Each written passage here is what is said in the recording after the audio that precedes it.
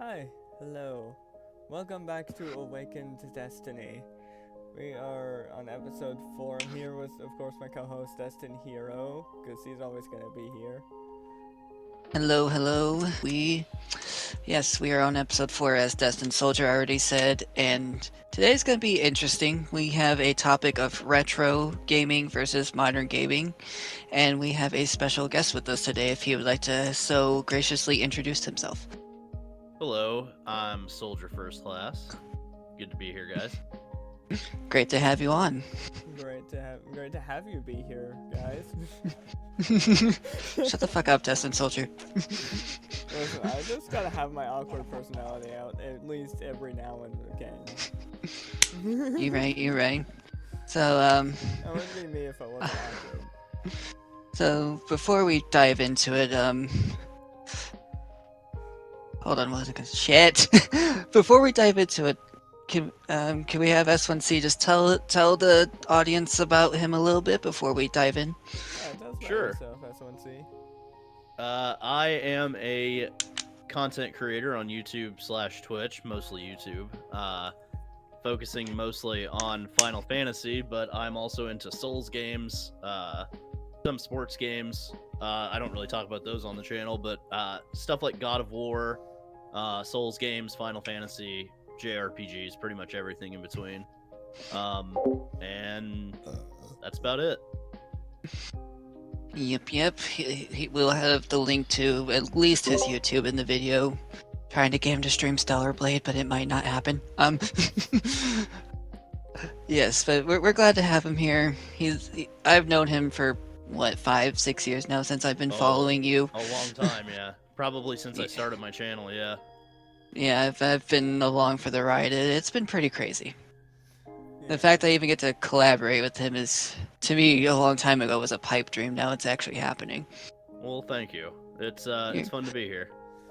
It is. Honestly, I'm pretty excited being here to collaborate with him as well. I don't sound it. That's because I just kind of got my chill voice on right now.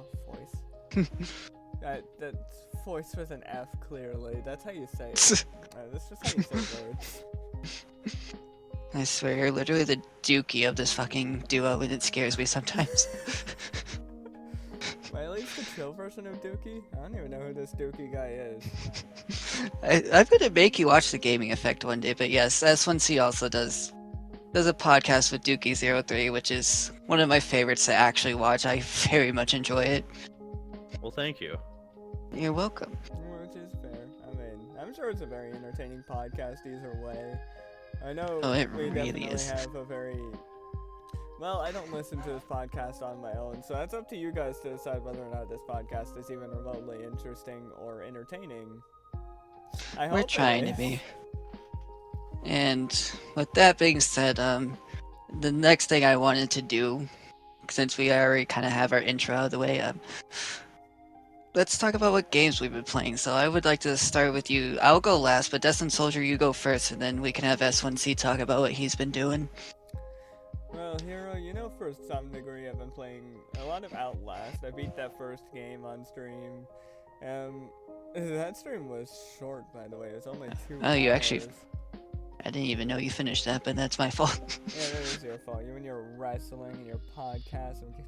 I'm kidding, I don't care. Yeah, unfortunately, the guy I raided didn't get much of a raid, so I kind of feel bad about that. But I guess that's what happens when I stream on wrestling night and the night you decide to think about 7, so... Anything else you've been playing? But, yeah, actually today, before we got in video call to talk about this podcast, I was playing some Biomutants, and of course we play a lot of Fortnite. I need to get back into Rebirth as well.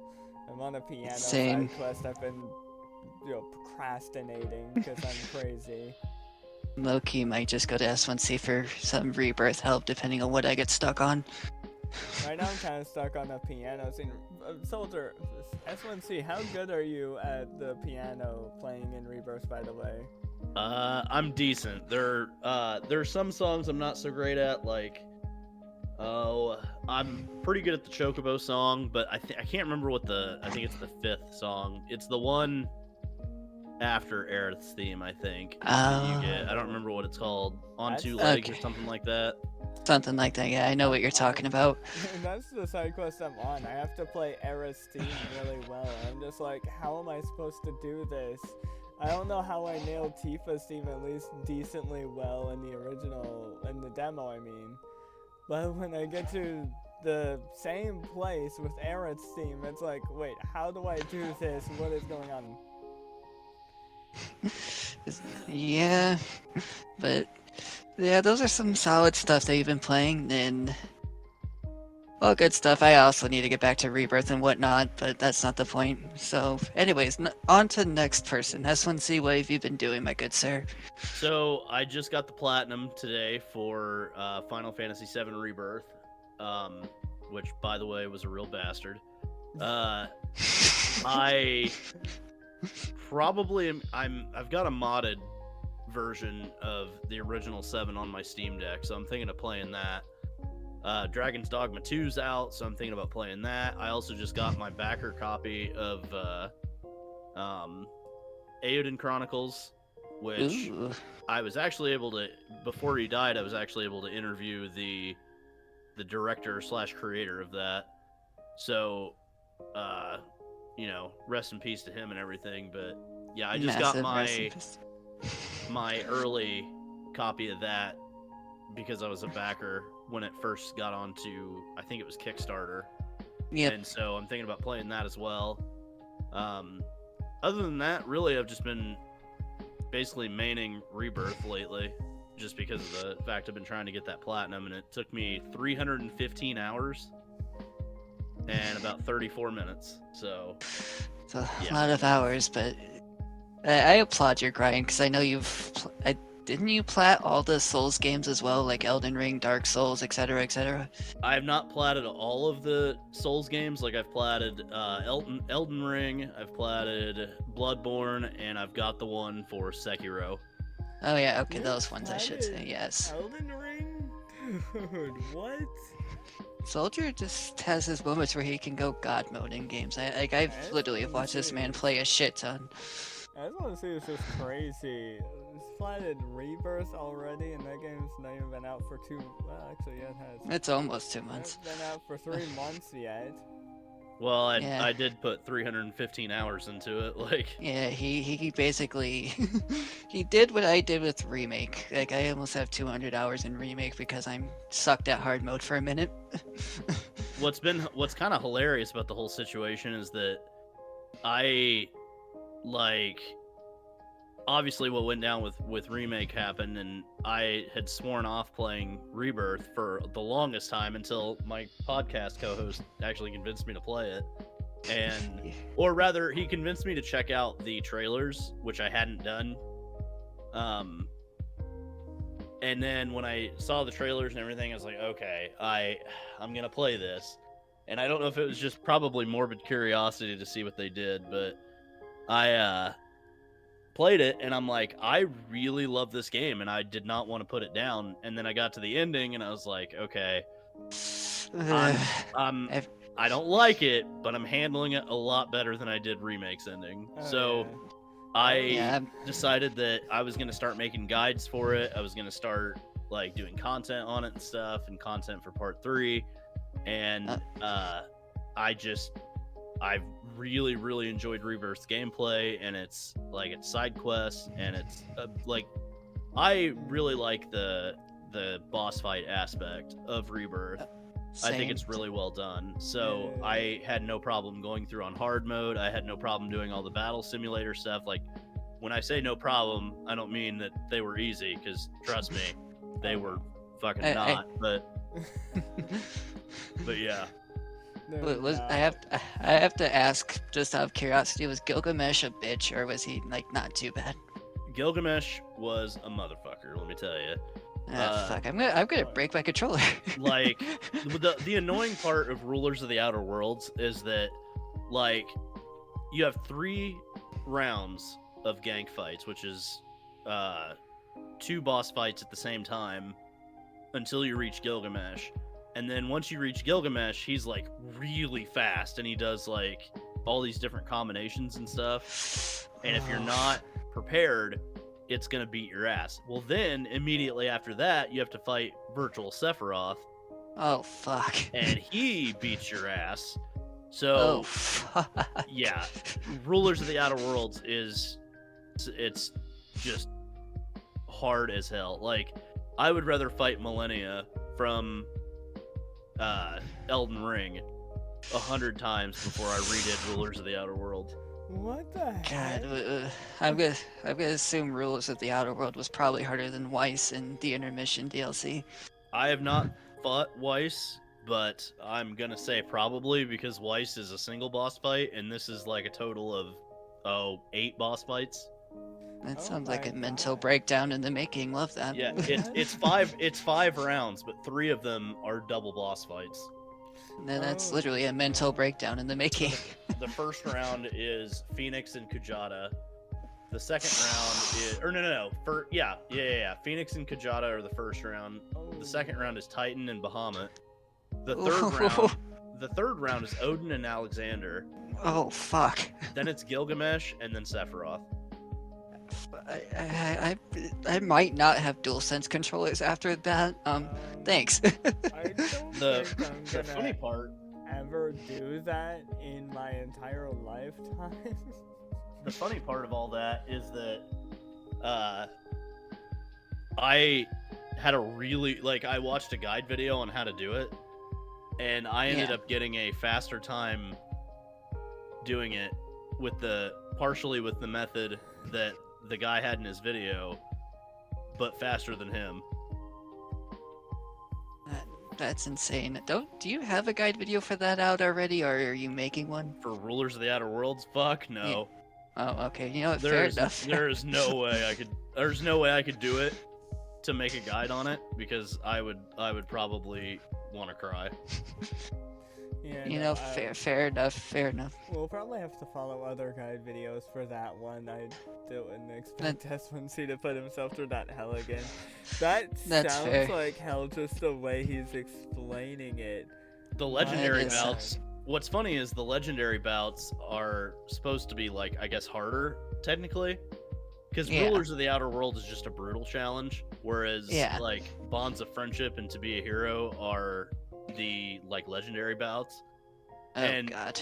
they're much more manageable, I think, than Rulers of the Outer World. So I think they should have swapped those and put those in there. But, like, To Be a Hero, it's 10 rounds, and it's single boss fights, but you start off, like, you fight all the summons every other round. So, like, Titan, Phoenix, Kujata, Alexander, Bahamut, and then Odin. Odin is number 10, and by the time you get to Odin, you are so just mentally drained by the time you get there that, like, the final fight's really hard.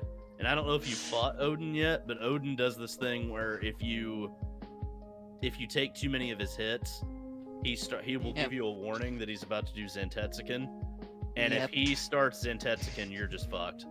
Yep, I've fought Odin a couple times. He rocked my shit, and I also remember watching you fight him on stream, and I was like, man, I fucking hate everything. Yeah, it was horrible.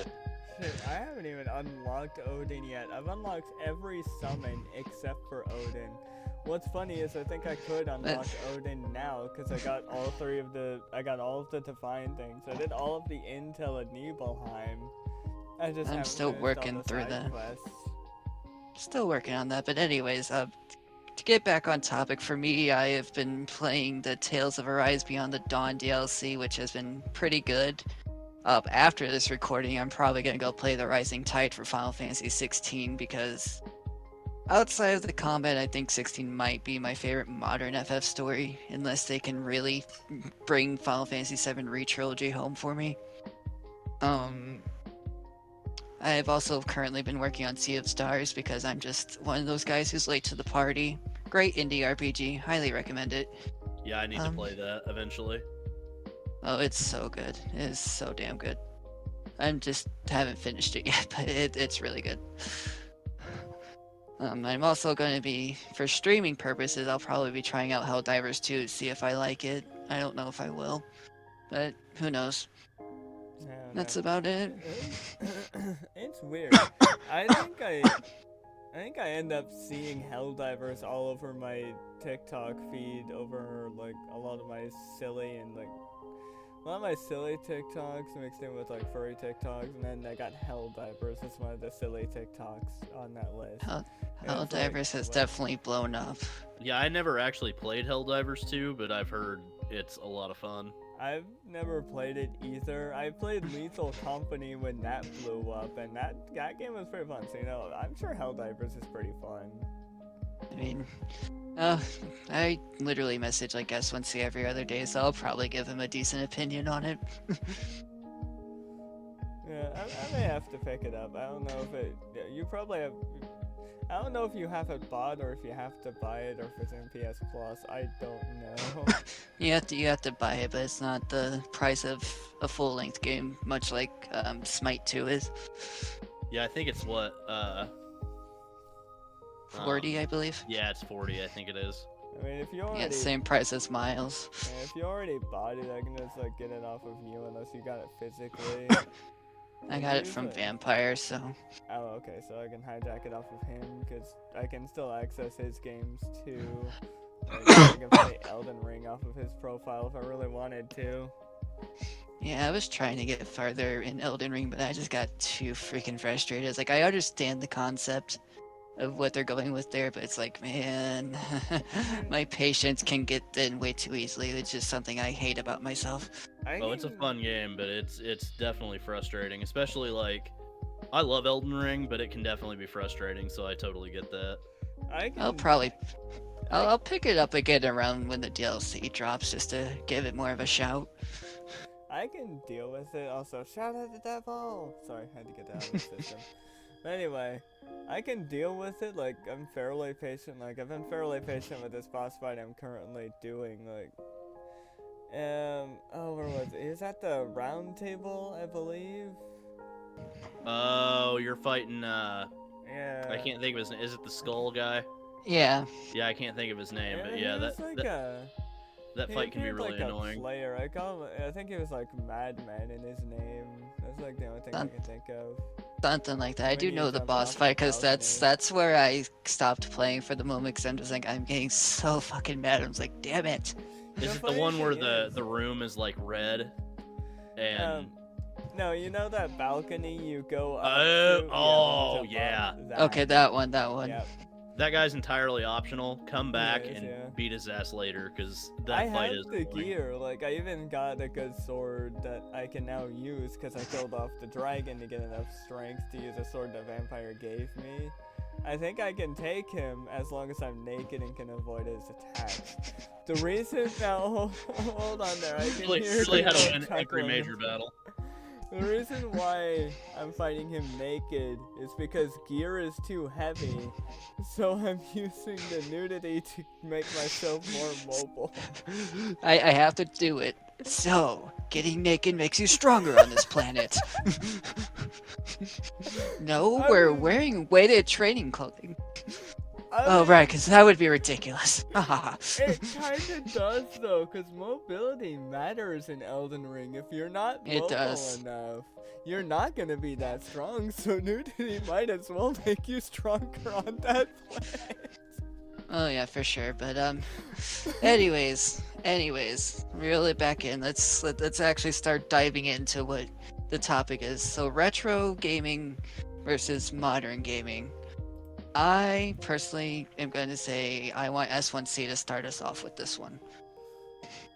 So specifically, what would you say specifically you would like to talk about? Honestly, I don't even know where to begin with. Like, I don't know where to begin with the retro versus modern gaming titles. I I guess we can go with storytelling aspect, like how back in Final Fantasy we read scrolling text to start off, and now obviously we have voice acting. We'll go off that. So I think what modern games have done really well is like, and we've seen it in anime, we've seen it in like cartoons and everything else. Voice acting has got a lot better in the years since like the 90s and stuff like that, where voice acting kind of was obviously we had voice acting for a really long time with cartoons, but a lot of people didn't like English voice acting for anime, and for the most part, rightfully so. But now I think in the modern age, we've had a lot of improvements in voice directing, voice casting, and a lot of people really knowing what they're doing. And so I think voice acting itself in the modern age has really come a long way. And it's found a way to show emotion that we didn't really get to see in text-based games. But what I do think, though, is that text-based games, the really good ones anyway, had a way of getting that emotion out of you without spoken word, without hearing the inflection in somebody's voice, without hearing, the rage and frustration or the sadness or the happiness in someone's voice. You kind of had to take that into account when you were reading it as opposed to hearing it. And I think really well told games that are just text based, they do a really good job of bringing those emotions out, even when when there's the absence of voice acting. I can agree with that. That's why Sea of Stars is actually one of my favorite games, because you can I'm not going to spoil it, but there's a certain scene that happens that while you're reading it, you can 100% feel like this character is really sad right now. Like, they're going to basically they're going to, like, how do I word this? Because I'm not finished with the game, so I actually just got to the scene, so, like, I don't know what's going to happen afterwards, but they have to go through the emotions, and you have to read that in a text way, and you have to feel what they're feeling, which Sea of Stars does really well, much like Final Fantasy VII. I would say 8 did a pretty solid job. I loved what 9 did. And you can just feel the emotions of, like, Cloud or Squall whenever he's not just saying whatever 1,000 times. Or Quistis, etc., etc. And when the I other think... one's not saying not interested a bunch of times, kidding. Listen, I'm just saying, anyone who loves Squall more than Cloud, you're doing it wrong. But anywho. Hey, don't diss my brother like that. How dare you? I will diss him anyways. Squall didn't get good until, like, towards the second half of Disc 2, in my opinion. But anyways. And then obviously you have voice acting. Like, 10 was the first Final Fantasy that had voice acting. I'm not too sure how people felt about 10's voice acting. I thought it was good, just the lip sync kind of sucked, but again, technology has gone way above and beyond since. As someone that was there at the time, 10 was... I really liked 10's voice acting at the time. I know a lot of people point out the obvious, like, the laughing scene, but at the time, I really enjoyed Final Fantasy X's, like, their ability to tell a story with the voices. Agreed. Yeah. I was alive. I was alive when 10 came out, but my first voice acted game that I remember playing in the FF franchise was 12. So I was like, it's kind of like, I want to say it's almost like night and day when it's two different worlds and two different settings. But Eve-Elise is great. I'm gonna leave it at that. Yeah. I think 12 did a really good job with voice acting too. It did. I do love 12. I love, obviously, Gideon Emery is a fucking god to the world. Yeah, Gideon Emery is just an amazing voice talent. Absolutely. Of course, I actually don't remember all of 12's voice actors. Gideon's the only one that just rings in my head the most because of Biggs. At least I think it was Biggs he plays in the Re-Trilogy. Yeah, it is. Yeah, Yep. makes sense. And of course, John DiMaggio, who I believe was Waka and Kamari, right? Yeah, he also was Bender. Yep, he was also Bender. He's fantastic. Voice He's acting also, definitely. Heidegger. Oh yeah, he is. Yeah, he is Heidegger. Certain voice actors to me are definitely one of the ones that absolutely can make a character and sometimes even the game. Like, again, I've mentioned 16. I absolutely think Ben Starr carried most of that game personally. Oh, 100%. Fucking fantastic human. Voice acting has absolutely, it could either be bad or good. A lot of times to me it is good in the modern day for gaming. Like, I loved Cody Christian, for the record, best Cloud hands down, don't care. Oh yeah, Cody Christian's amazing. That's why Well, are we okay with ending spoilers?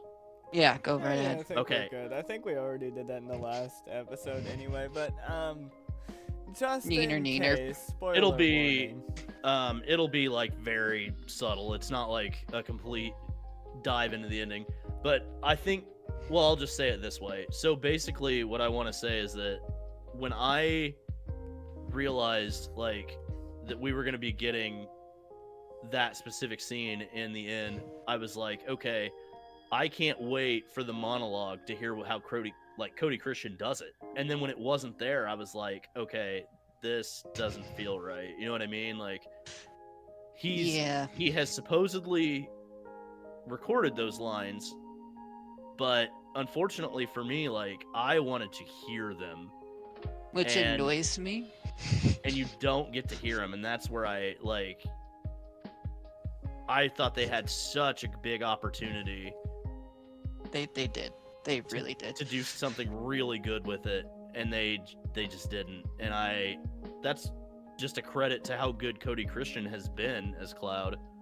Literally, and it sucks because they're probably gonna save that for part 3, because I think, like, I know this obviously isn't a Rebirth episode, but I generally think the live stream scene is where we're gonna see a lot of that kind of stuff unfold that we were expecting. And it's Yeah, like, I do too. why? Yeah, it's like for me the moment's kind of passed now. Like Literally. I've moved on to getting the platinum, and you know I just replayed the ending obviously last night, and it kind of, the hard mode kind of made it even worse for me. Like it reminded me of how I felt playing it the first time, and Yeah. it just didn't. I don't know. There was something about it for me that just didn't hit, and I mean I made a whole video about it not hitting for me, but that's way too much to go into. But yeah, not hearing the monologue was definitely a big thing for me. And the people that are saying that are like, oh, you'll hear it in part 3. Yeah, I don't really care because the moment's passed. It's literally passed, and I think the Ultimania confirmed, if I'm not mistaken, that like the part where it centered Cloud's voice or whatever they did there was supposed to be like that monologue.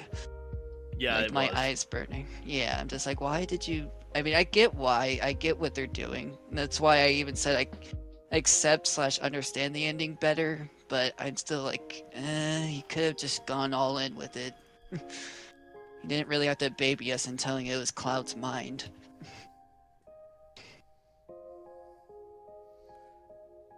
I mean, it is like the way they played off that ending. It is definitely very weird, and it feels like it takes a lot of brain power to understand, like, just generally everything, like every little detail. Like the entirety of the Zack stuff is something that you definitely need understanding of, because they really just didn't explain it. He feels like it's just there to be a plot point and nothing more at this point to me right now. Yeah, it doesn't feel like something that was just thought out very well. It really wasn't. Like, if you took away the whole Zack stuff, and even fighting Sephiroth for that matter, I probably would have accepted the ending a little bit better. But you did all of that, and you also continuously made Aerith talk. And I get it was to basically dick with us as the player in some sort of way, to give us like maybe this false sense of hope, or maybe it really is another timeline. We're just fucking stupid. But regardless, it's like, just end it with a burial. That's all you had to do after the Nova fight. Right, and it just didn't land because there was an hour-long boss fight immediately after, and I'm thinking like, okay, the original boss fight was just Genova. There was no need to add this world-breaking, like, I don't know. It's weird. There was so much in that ending that I think a lot of people it got lost. Like, it did really get lost. I mean, again, as much as I love voice acting, that was one of those times where it was a little too much in my opinion. Like, again, Brianna White's Aerith has been golden, but fucking hell, that ending was just rough. Like, even fighting Bizarro Sephiroth, I mean, as you stated in stream this Wednesday, there was no birth of a god, so it's like, I didn't even feel that part. It's like, why? Yeah, that was one thing for me that was like really missing from that, was that there was no there was no birth of a god. There was no listen to the cries of the planet. There was like nothing in that scene that used to be there that made it the scene that it was. You didn't go down the spiral crystal staircase. You didn't like. There's just a lot of things missing in order to add the things that didn't need to be there. And there's no excuse for the non-missing staircases because Shinra Manor as well. Staircase too hard. Yeah, we can make a whole HD town now, but we figured out that making staircases was not in our agenda anymore. I mean, you literally made a full-length ass Bizarro Sephiroth fight. You can't do a staircase. Right, sure. Totally believe you guys. You know what's even more annoying about that? So, for the Platinum, I redid Temple of the Ancients, which, by the way, fuck that place, because I'll never go back again. But, I forgot how long that part of the game is, because holy shit does it take The first forever. half was the part that was annoying. It's not any better on a second playthrough, by the way, just so you're aware. But, yeah, they made an entire spiral staircase section in the Temple of the Ancients, but couldn't do it in a fucking mansion, and couldn't do it for the big finale. Right. It is sad. It really is. Like, I'm not gonna point them for that because whatever, but they definitely took away some moments that really should have just been there. Like, that was one of the things that disappointed me with Nibelheim personally, was I did not get my spiral staircase leading up to seeing Vincent or anything that we saw there. And it's like, what the fuck? I keep making this joke, but I think it's even more funny every time I go into the Shinra Manor, and it's that they excuse me, it's that they put an elevator there instead of the stairs, and I just picture Sephiroth like going up the elevator and being like, oh, let me just listen to Celine Dion's "My Heart Will Go On" as I go up this, as I'm going to see my mom in a fucking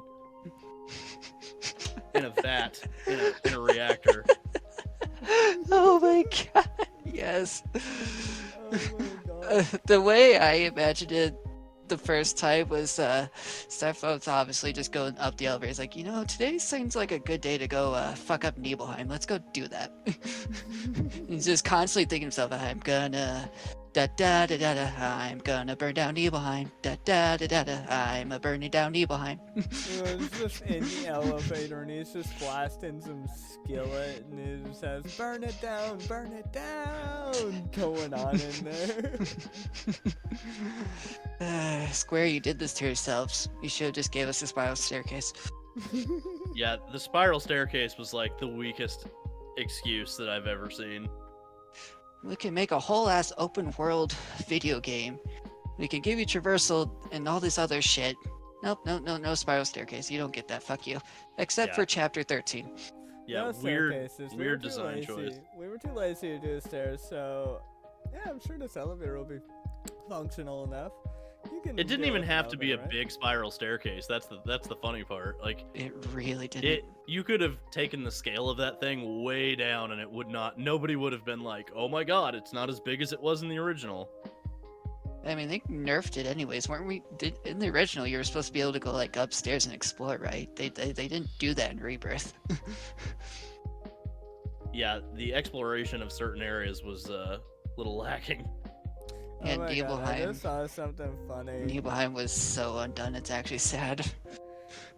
I just saw something funny. Sephiroth goes up the elevator and it's just playing some annoying ass elevator music. He's just like, this music makes me want to burn down Nibelheim. I don't know This why. music's Yeah, This if he music didn't is want to pissing me off. before, if he didn't want to before, he definitely does now. This music's pissing me off, Cloud. Why'd you put me in this elevator?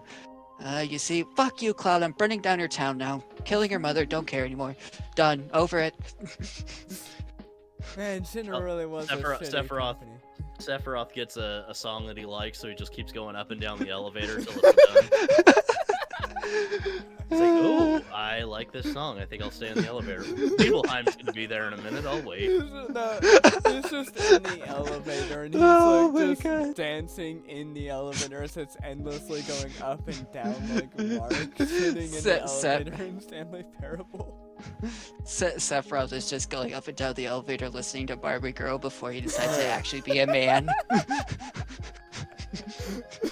Sephiroth's just in the elevator. I'm a Barbie girl in a Barbie world.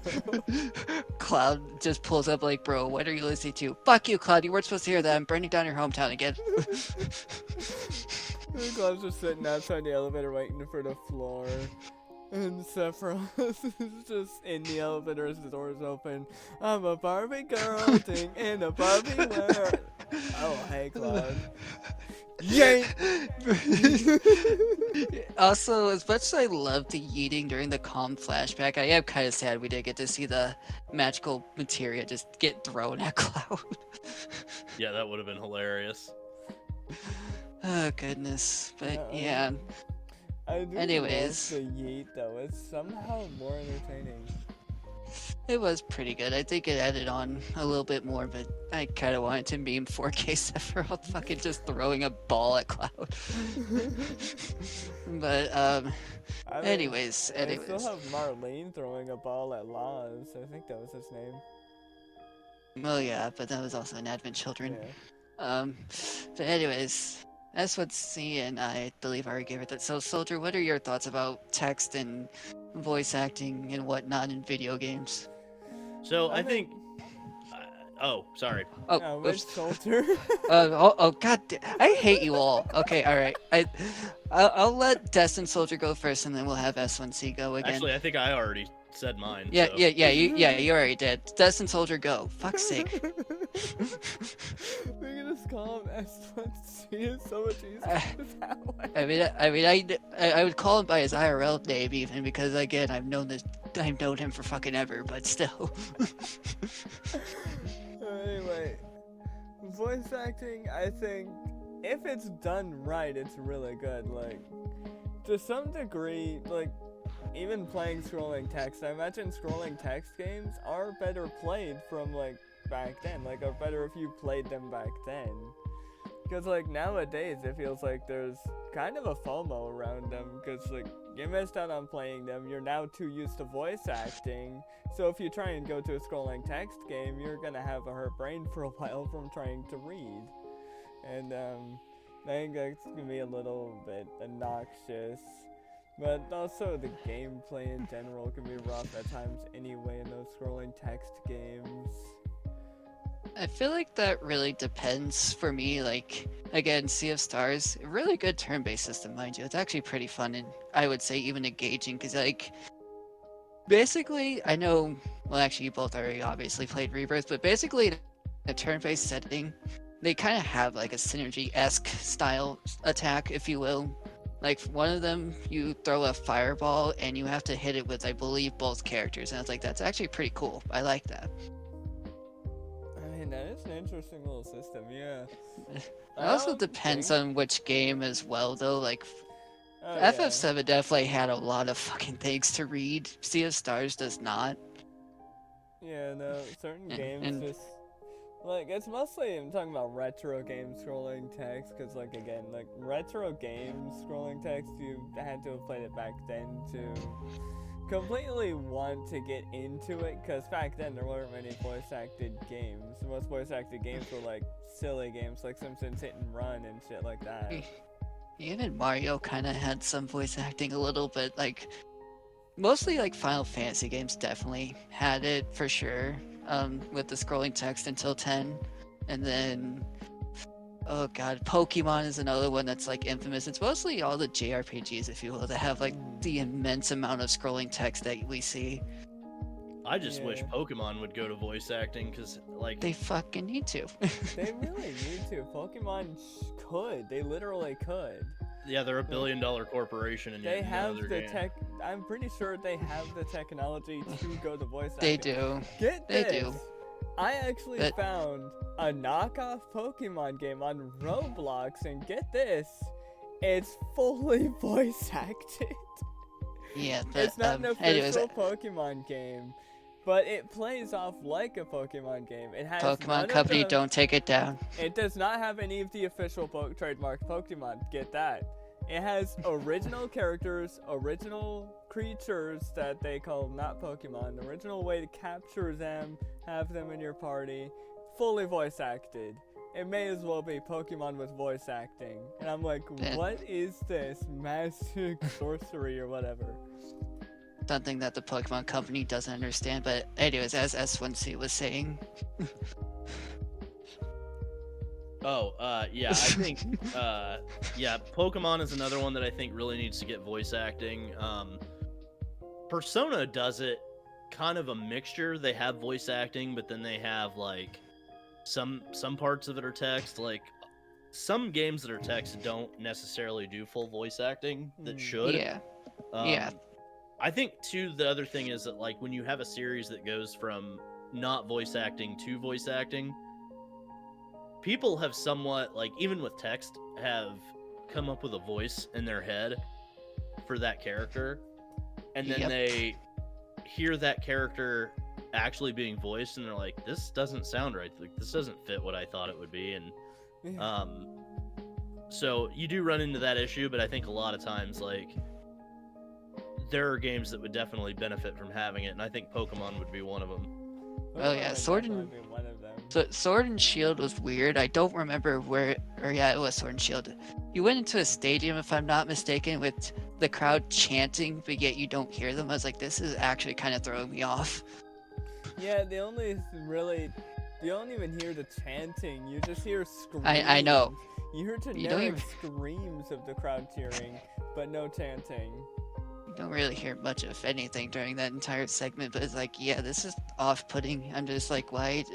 You guys are like the most marketable franchise, if I'm not mistaken. You can't put voice acting in your games. Yeah, Pokemon is literally super marketable till, like, literally I could say almost everyone loves Pokemon at this point in time, because there are a lot of big fans of the unique creatures that are in that universe still. Like, even me, I still love some of the unique animals and creatures they've created in the Pokemon franchise, but I mean, I'm a Gen 3 through 4 ho, so yeah. I'm a Gen 1 to 7 ho. I'm a dirty Gen 1er. And Gen 2, I like Gen 2 as well. Gen 2 is great. I loved Pokemon up until literally past Ultra Moon and Sun. Like, Sword and Shield were just Scarlet and Violet, I didn't want to risk my Switch getting fucking broken, basically, because of how much it ruined. I will say it won't break your Switch, because I have Scarlet. It will not break your Switch. But...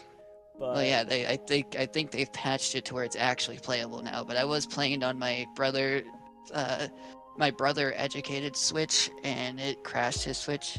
Thankfully, I knew how to recover it because I'm good with most technology, but still, that was annoying. Yeah, no, I mean, I played it for a while. I didn't beat it, though. I'm at the end of the game, but I didn't beat it. Which, speaking of things, like, as when C was talking about Persona with the text and then voice acting, isn't FF14 like a hybrid of that, if I remember correctly? Yeah, 14 is partially voice acted. Most of the main content is voiced, all of the side content is not. Yeah, that makes sense. It's the same thing with World of Warcraft. But of course, World of Warcraft didn't even start off with like full-on voice acting. All of the voice acting went into when you click on like an NPC and they'll interact with your click. Like, I'm trying to think of an NPC line. I can't remember. It's been too long. What's funny is, the Old Republic for Star Wars is fully voice acted. Most BioWare games are, though. Okay, I know what you're talking about. Yeah, I've played that. That's actually one thing I tend to, or at least for Remake and Rebirth, I tend to appreciate it fully voice acted. Crisis Core Reunion, on the other hand, was a bit cringe seeing some of the things that were in text actually voiced out. I'm just like, no. I mean, it was cool though, seeing everything fully voice acted, like absolutely everything, being able to have it fully voice acted. But there were a few, like maybe a couple dud voice actors that were like, why did you make them sound like that? There was definitely quite a few duds that I noticed when I was playing through hard mode, but as a whole, it was decent. Again, Brianna White, absolutely god tier. Aerith, hopefully she gets more roles in the future because she needs to put that talent everywhere. I mean, sure, she'll be back for part 3, I'm sure. Oh, she will. Eric definitely isn't done as a character. Yeah, they definitely have Maybe more playable planned character, for but Aerith. she's not done. I don't think so, because who are they going to replace her with as a caster? Yeah, no one. I mean, why would you even? Well, okay, no, I see. Never mind. I misheard the question. I don't know. 7 to me was one of those unique things that you can almost technically make anyone your caster, but I get what you mean. As a caster, I really don't know. There's like Really? no other casters in your party. Aerith was literally the only one, and you have the Fister, Yeah. the Sworder, the Biter, the The fighter, he's Megaphoner. But yeah, you had 2 gun guys, the megaphone, your warrior, your monk, etc., etc. There was not really a caster after Aerith died in the original. But I Yeah. guess that's a wait and see. I mean, to me, I don't think she's gonna be playable, but I could be wrong, and they're just gonna really take away the moment all over again. So I honestly really hope that the third game ends up improving upon the storytelling a lot. Because so Like- far, like, I will say, Rebirth where it's at now, it's obviously got good storytelling for the most part, up until like maybe a certain part of the game in between the middle somewhere, and then the ending. well, yeah, I mean, we literally referenced Neener in the fucking 3rd episode. Of course, there's a part in the middle that's wrong. God, I hated Like- that so much. They literally should have. The things I've told DestinedSoldier specifically is they should have saved the Palmer boss fight for Rocket Town. Because, again, if I remember correctly, you fight him there, he gets ran over by the truck and whatnot. And Yeah. then, if they were going to do anything with Aerith after the whole death scene, whatever, like the whole thing with Cloud and Aerith versus Sephiroth, you should have just saved that for. If you wanted that feel-good moment, save it for part 3. Save it for that shit, not for after we're supposed to be grieving. Yeah, they really do. They really do take away the grieving part of the whole game. Like, that was the point of FF7's story. It taught you about grieving and like how to get through it in your own way. So like, I don't understand why they took all of that away in the new storytelling media. I don't get it. There's no storytelling about grieving and like explaining, Like- yes, losing someone can be hard, but you can get through it. I don't You understand can. why they took that And- aspect away. And Even- obviously, like, you can see the party grieving, but Cloud's like, nah, she's definitely here. And they mostly, I feel like to me, they mostly did that for the mental aspect, but they did not need Aerith there for that fight against Sephiroth. They should have saved it for part 3, and I mean, yeah, it would have sucked, but it would have made more sense instead of, hey, let's immediately constantly keep reminding you to take away the fucking moment. Yeah. They literally took away from the moment of like Aerith is Every supposed to chance be they did. Every chance, too. Like, I get it, you're trying to fucking make Cloud even more broken, and that's fine. But did you really have to make Aerith talk every fucking other opportunity? Like, if I'm hearing her voice, I'm not feeling sad. Right, and like so there was a way to do it, and having her fight alongside you at the very end wasn't it. My thing could have been, you could take that scene and have like her mentally talking to Cloud, but her not really be there, like encouraging him or, you know, something like that, where you feel her presence, but you actually don't believe she's there.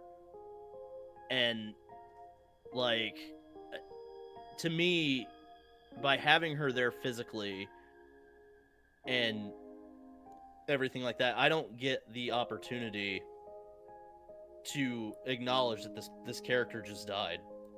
Exactly. If the May- character is dead, because the way they've set up the story, I mean, it's to the point where you really don't know, and even in the Ultimania, they're not even committing to it. So it's like, Yeah, they even like the marketing and lead up to Rebirth, they were dicking around constantly talking about the scene. It's like, fuck's sake, you guys are gonna butcher this, aren't you? And I wasn't wrong. no, you were not. Yeah, no, they definitely really butchered the scene. It is unfortunate to think about because, Like, there was so much they could have done for that specific scene, and they did that. Of all like things. I'll be the first to say I no longer hate Cloud deflecting the sword because I like the false sense of hope, but I don't like the fact that they fucked up pretty much everything after that. It's like, really? Really? This is what you're doing? Yeah, I would have been fine with that because it would show his broken mind. And then when he thinks at the last second that he thinks that he saved her, then he didn't. And I think that would drive home the emotional impact even more because it went to show that Cloud, even though he tried his hardest, still could not save her. Literally, and they're probably gonna show that in part 3, and it's like, fuck's sakes, why? Why couldn't you do it now? Like, the right way the first time? Yeah, they literally should have just showed it right away. It's just really bad. Instead they of Cloud couldn't- smiling, he's not crying. He's literally saying the words that he's supposed to be saying, but they're censored because why the fuck not, I guess. And it's like, I just don't get it. Yeah, I don't either.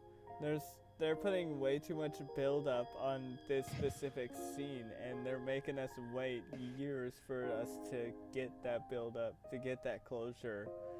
And Exactly. It's just so annoying. It's gonna be very heavily around the whole live stream It's sequence. like- It's like, why?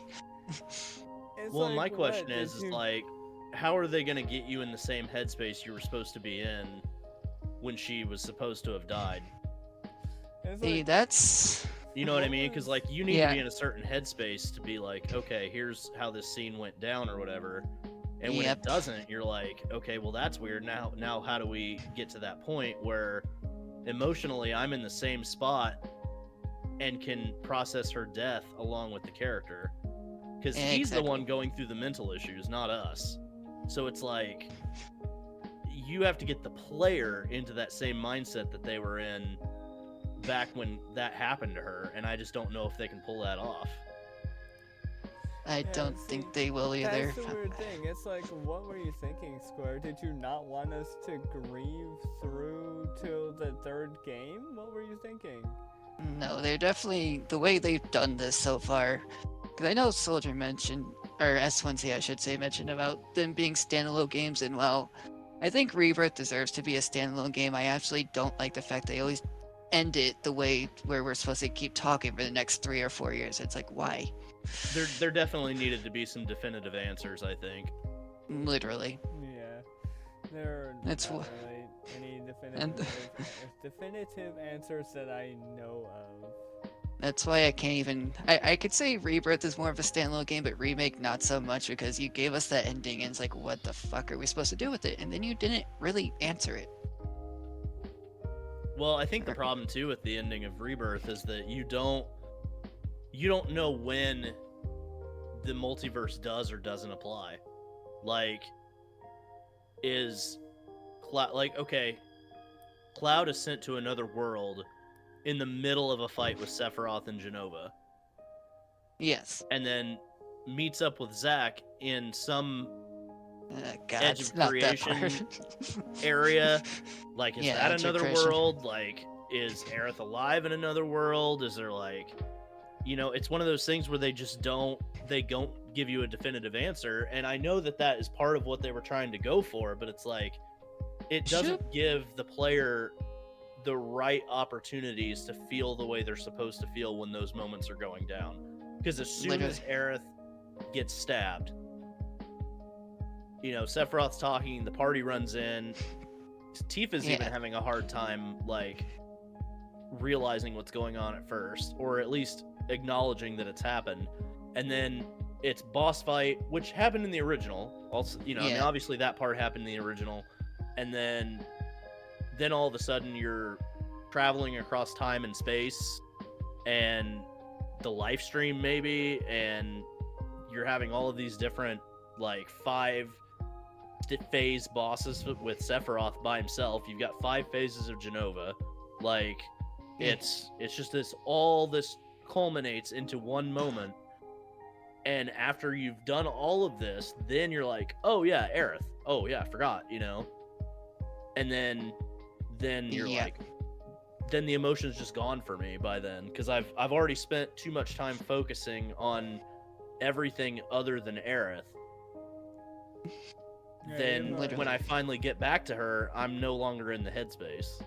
Literally, they did too much in between. They did too much after the Genova fight when they should have just really. They shouldn't even like done the whole tiny Bronco scene, I feel like, but they should have just put her to rest and like end with the characters crying, like actually make it a sad ending. And instead, you're just like, no, we're gonna fuck it up. Well, I think they did it because they want to bring her back in some kind of capacity, so they don't commit to her death in the game. That way, when you get to her in part 3, she's up walking around or talking to Cloud or whatever it is she's doing, and then they can continue that mystery into part 3. Is she really dead? Is Cloud seeing like a live stream version of her? Is this Aerith from another world that he can see because he's now been to these separate worlds, and maybe the worlds are bleeding together, and they're setting up mysteries for part 3, and because they want to bring her back as a character, that's why they did what they did, because and they're not committing to that outcome for her. Which is true. It's just really, I don't know, it's really annoying because after playing Rebirth, I could see why people compare it to Kingdom Hearts, because it's like, holy fuck, none of the main the main character that was supposed to die, like, got butchered entirely, and it's like, why? The problem is there's only 1% of the entire game up until the ending that's like Kingdom Hearts stuff, and that's usually the Whispers, and then the last 5%, 10% of the game is Kingdom Hearts stuff. And I know people are going to be like, oh, well, Kingdom Hearts stuff is just Final Fantasy stuff. Yes, but the reason it's compared to Kingdom Hearts is because of the feeling of it, not because it came from Final Fantasy. No, it's because Kingdom Hearts is the most modern version of where those things happen. Literally, and like to compare the two, like Aerith's death scene would be similar to how Kairi got quote unquote killed in fucking Kingdom Hearts 3, but then in Remind you literally bring her back, and it's like, no, you should just let her die. Let me have my moment. Stop fucking it up. Instead, it was all sort of cheesy nonsense, and it's like, fuck's sake, no. Like 14 doesn't commit to death a lot, like most times. Like they do, but they don't. And that's one of the things that I have critiqued about 14, is that they don't commit to death. And that's what I liked about 16, was like, when someone died in 16, they died. Like, it was not a, oh, let's bring him back from the dead. Like, they even made the DLC happen before the ending. So as not to tarnish Clive, Joshua, Dion, all of their sacrifices, their endings, their character arcs didn't get sacrificed for the sake of a DLC or for the sake of bringing a character back. Like, they committed to the death. Yep, that's why I love 16 as much as I do. I mean, yeah, the gameplay got stale, but the ending, I know some people hated the ending, but I was like, I actually love this because it makes sense and it doesn't make me want to scream like Remake or Rebirth or Kingdom Hearts 3. No, this was actually good. Right, and the thing is too, like, that'd be like, I don't know if you guys have played Final Fantasy Tactics, but I have. That'd be like if Delita's sister came back and they're like, oh, guys, guess what? The church revived her, or, something like that. Like, you have to have some sort of emotional weight, or you really do. Or a character's arc doesn't fulfill itself. That's why I'm also like not the biggest Dragon Ball Z fan, because like, yes, I like Goku, but he dies what, like 2-3 times in that series, and it's like, you're never committed. And I get it, you have the 7 Dragon Balls, you can wish him back, but it's like, as a broken fucking trope just for Goku to be on the show to me. Well, and the thing is too, at one time they added restrictions to the Dragon Balls where you couldn't bring somebody back more than a certain amount of times. And then they completely got rid of that when the Boo Saga showed up, and the old Kai was like, well, I can just give you my life force, Yeah, it was a bad ass pull, honestly. Yeah, it's like, you just do it to keep Goku in the show, and I get it, he's your main character, but that wasn't entirely a Toriyama decision, so I don't fault him necessarily for that. Yeah, but no.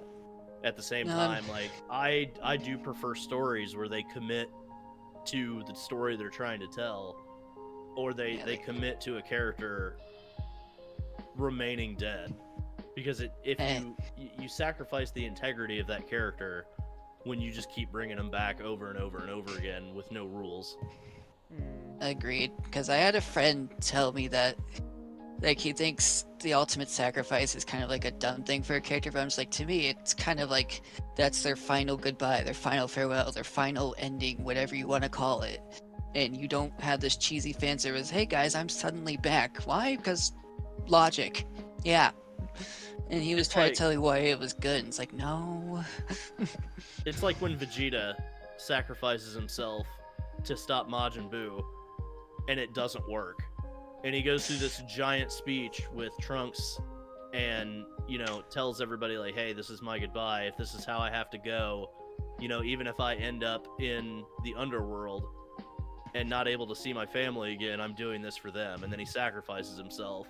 And, like, yeah, he gets brought back, but at the same time, nobody's going to tell me that moment was extremely badass. It was badass. Badass. Yeah, there's a lot of good badass moments, and then they end up like getting ruined. Like, I think you kind of go into Dragon Ball though, knowing that people aren't going to live. Although I will say this, I do think it's kind of funny that at any time Goku could revive his grandpa and never does. I know, Goku, like you're a dick. That is the one death they fully committed to, is the grandpa. Grandpa Gohan. Until the next series of Dragon Ball, where Gohan finally realizes he can wish his great grandpa back from the dead. Right. Oh, this is crazy to think about. Alright, I'm gonna let you guys take over for a bit. We also got extremely off topic from gaming anyway. It was somewhat still on topic. We could always talk about modern storytelling versus classic storytelling outside of voice acting and text box. Yeah, we just true. mostly started talking a lot about Rebirth is what I meant. Yeah, we can go with how like cinematics, like the cinematic storytelling of I guess 16 versus, or well, Final Fantasy in general, and just how, actually, if I'm not mistaken, doesn't God of War kind of do a cinematic style storytelling, or am I going crazy? God of War is kind of the modern God of War is, yeah. Yeah, so like modern storytelling with cinematics versus how they told stories back in the day. And I'm gonna go with, we'll go with DestinedSoldier this time. I want your thoughts first. So cinematic storytelling versus text box. Yeah, like how we have all the cutscenes, like the modern cutscenes. Say again, Rebirth. We'll go with that because it's still new. How Rebirth did its storytelling with all the cutscenes, the etc., etc. Even the combat, for that matter, because combat to me still has to play a part in the storytelling in some way, especially like the Bizarro Sephiroth fight. For me, cinematically, video games tend to be very beautiful. Like, I really enjoy the cinematic style, cinematic styling of video games because of all the cutscenes and the way they put the camera just right within the cutscenes really matters as well. It plays a part in a lot of them. With scrolling text boxes, you don't really have many cinematic cutscenes like that, or generally, depending on the game, you don't have any. You just have to envision them in your head, and you have to use your imagination for those. Otherwise, well, with scrolling text games, you're usually just in a room reading scrolling text. Well, they do have cutscenes. They just, again, that's where the other topic of voice acting versus non-voice acting came from, because like FF7, FF8, 9, they had like cutscenes where you can tell it was a clear-cut cutscene, but there was no words being spoken. Yeah, no, there were no words, but yeah, there were actually in the OG7. I'm remembering there were cutscenes for specific scenes, but like, this is where I kind of fall off with the story of OG7, because there wasn't scrolling text, there were subtitles with no voice acting, And sometimes I'm not very good at keeping up with subtitles, especially when they're not voice acted. I'm trying to like read them in my head. And suddenly that text I was reading is gone. It's like, shit, I wasn't done reading that. If I remember right, the only scene in OG7 that even had a subtitle was the ending. I think the ending had. Yeah, it was. I think the only ending with cutscene- Cloud, Tifa. Yeah. Like, another one that comes to mind for me is the dying cutscene. That one also had the subtitles you had to read through that kept disappearing before you were done reading them. I don't remember that actually, Yeah, but I don't remember that either. I know where S1C was going though. I believe you were gonna say about the Aerith, or what was it? How did that go down? I know Cloud and Tifa were there. Tifa was like about ready to fall or something, or Cloud, and eventually they were about ready to like It was reach Aerith's something- hand or something. Yeah, it was something about if I go there, can I find her or something like that. Yeah, something like that. Yeah, I do remember that. That I Hold on, my really headphones don't. are messed up. All good. Let me. What did he say? His headphones are messed up. Oh, he's got fixed it. Okay. That's fair. Where's the pause recording button? I can't remember. Okay, I'm back. Welcome back.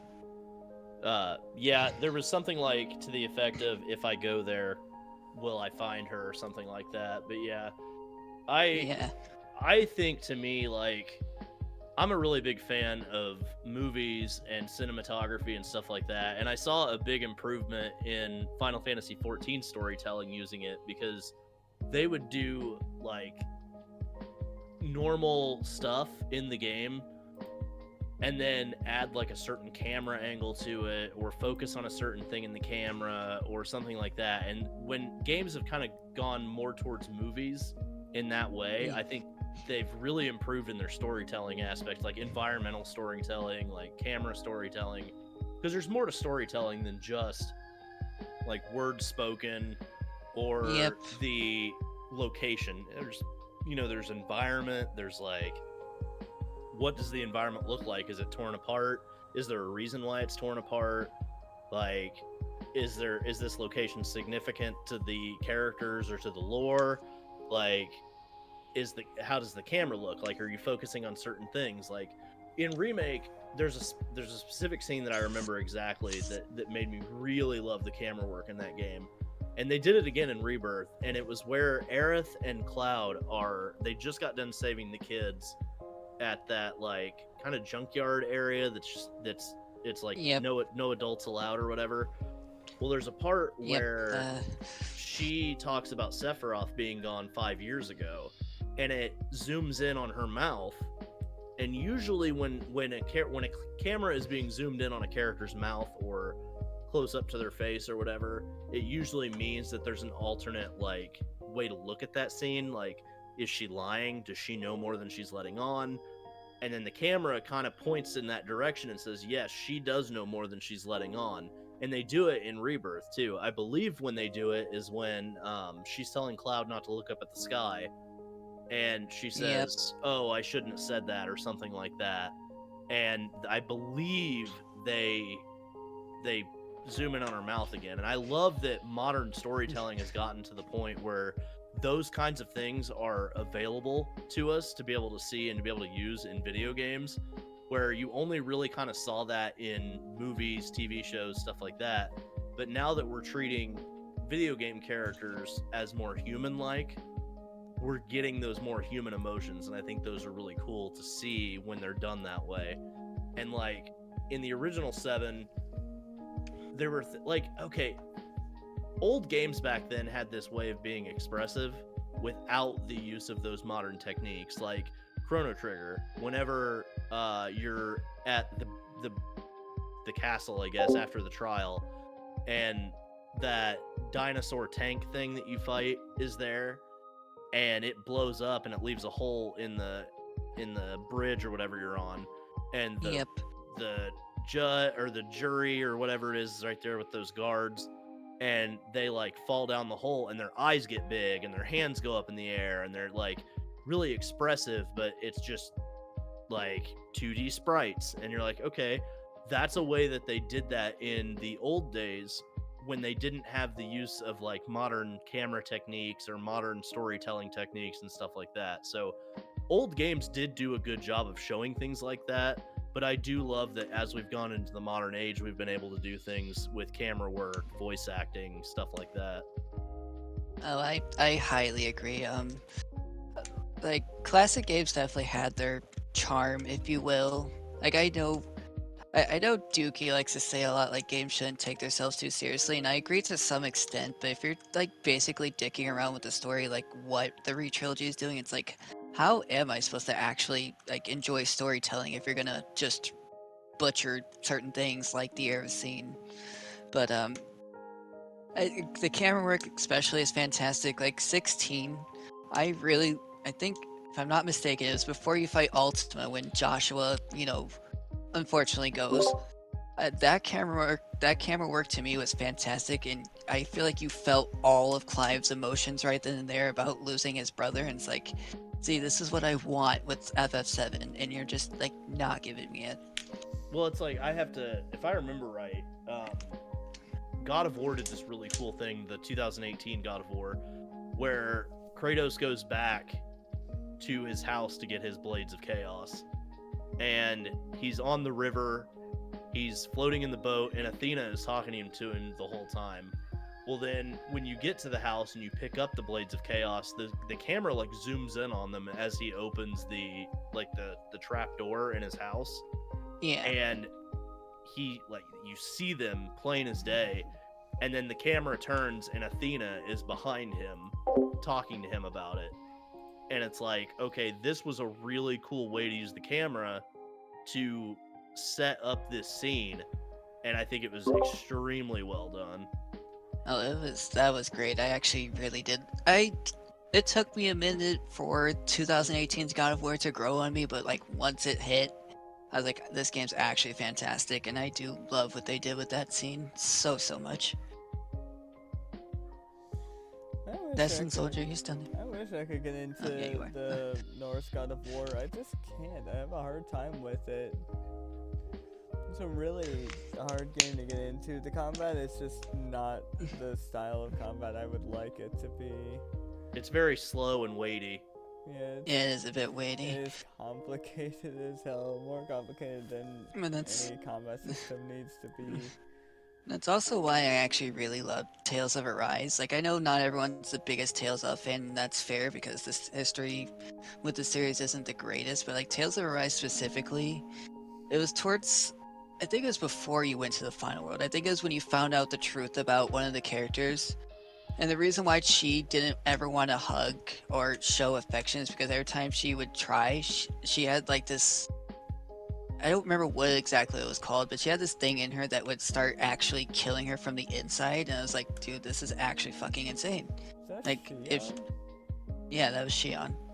She had this thing inside her that would kill her anytime she would show affection because she was always told that she wasn't supposed to. And like I don't remember how she got it exactly because I don't fully remember the story, but I remember like the ending a lot. That's what grasped me quite literally the most. And I was like, holy fuck, we're about ready to lose her, and then we didn't lose her, which, again, I do want death in games, but like, they actually did a good job of, to me, showing that she's not gonna die and that there is a way of breaking the curse that she has. Yeah, I remember that, her Thorns curse. God, that storytelling.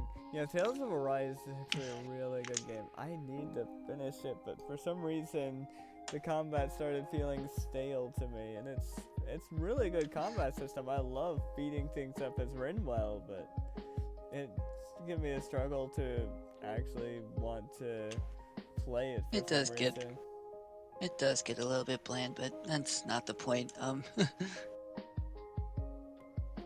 Yeah, unfortunately, I don't think there's many good combat systems out there that can be fun for hours.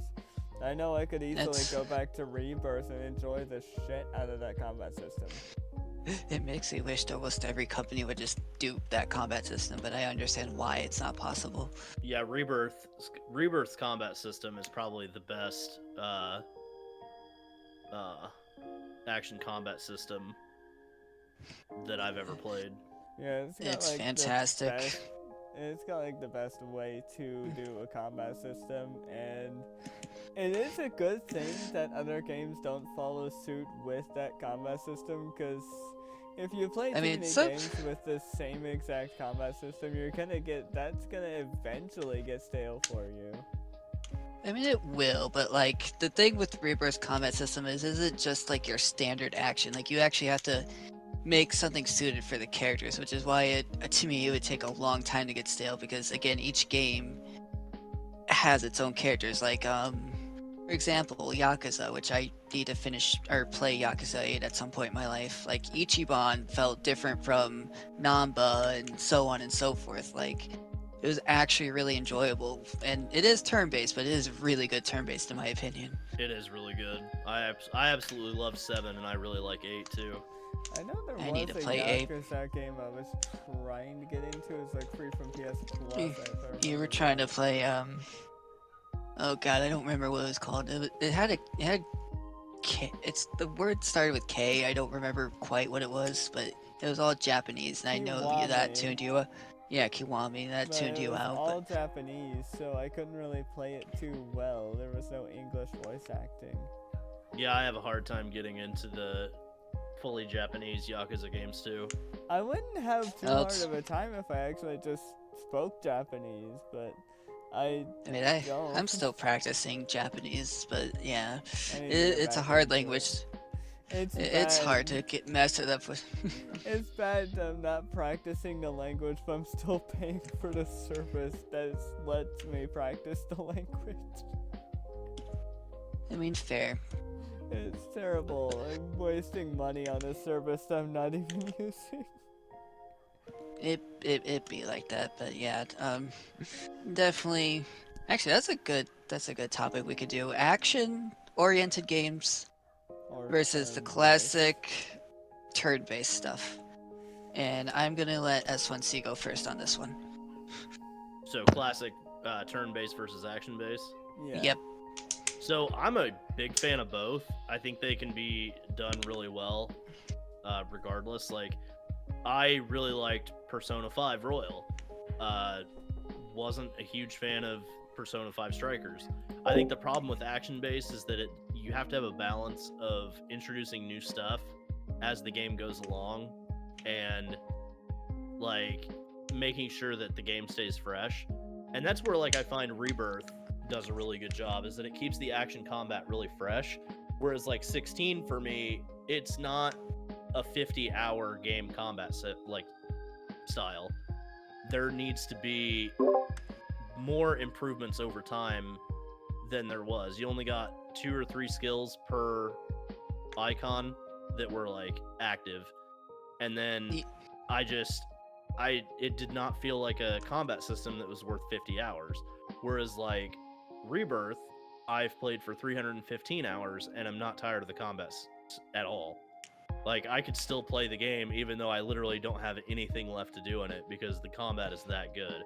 But something like Original 7, which had really good turn-based combat with a lot of options, and something like Materia, which gives you all those options, it's a combat system that feeds itself. So whenever you build your Materia combinations and all of that, the game is constantly evolving.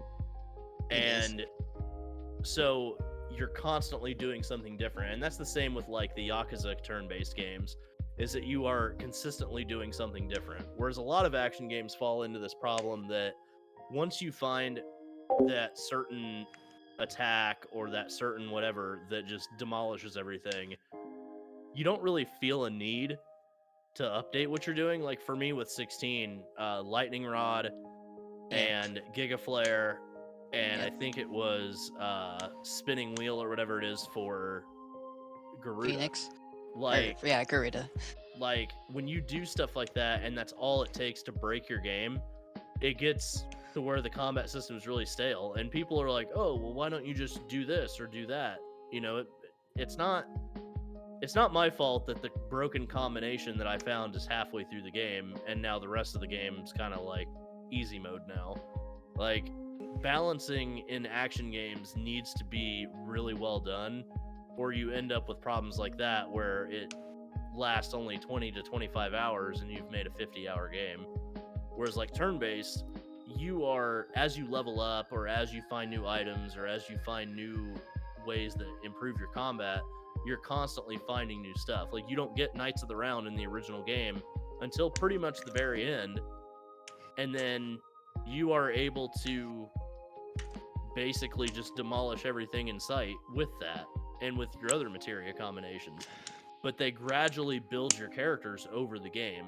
So I think for character building and stuff like that, a really good action game that I can think of off the top of my head would be Rebirth, but also something like Elden Ring, where I can constantly change my build and it still be viable.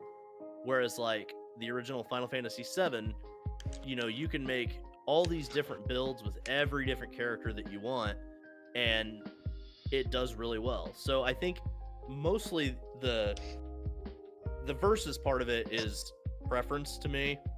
Yeah. If you like more action games, you're gonna lean more towards action. You might like a couple turn-based games here and there, but I personally like all of them. I like action combat when it's done well, and I like turn-based when it's done well. But balancing is where it's at. I think that is the biggest key, because if your balance is off, your game's probably either going to be really fun or it's going to be just boring at the end of the day. I have to agree with that. Because of like Rebirth, I feel like I have kind of leaned towards action a little more, but then I go back to like Sea of Stars because that game came out last year and I was like, oh yeah, turn-based is still really great. Like as well as Yakuza turn-based, it's very fantastic. It's well oriented in my opinion, and it's engaging. Like I actually am enjoying this.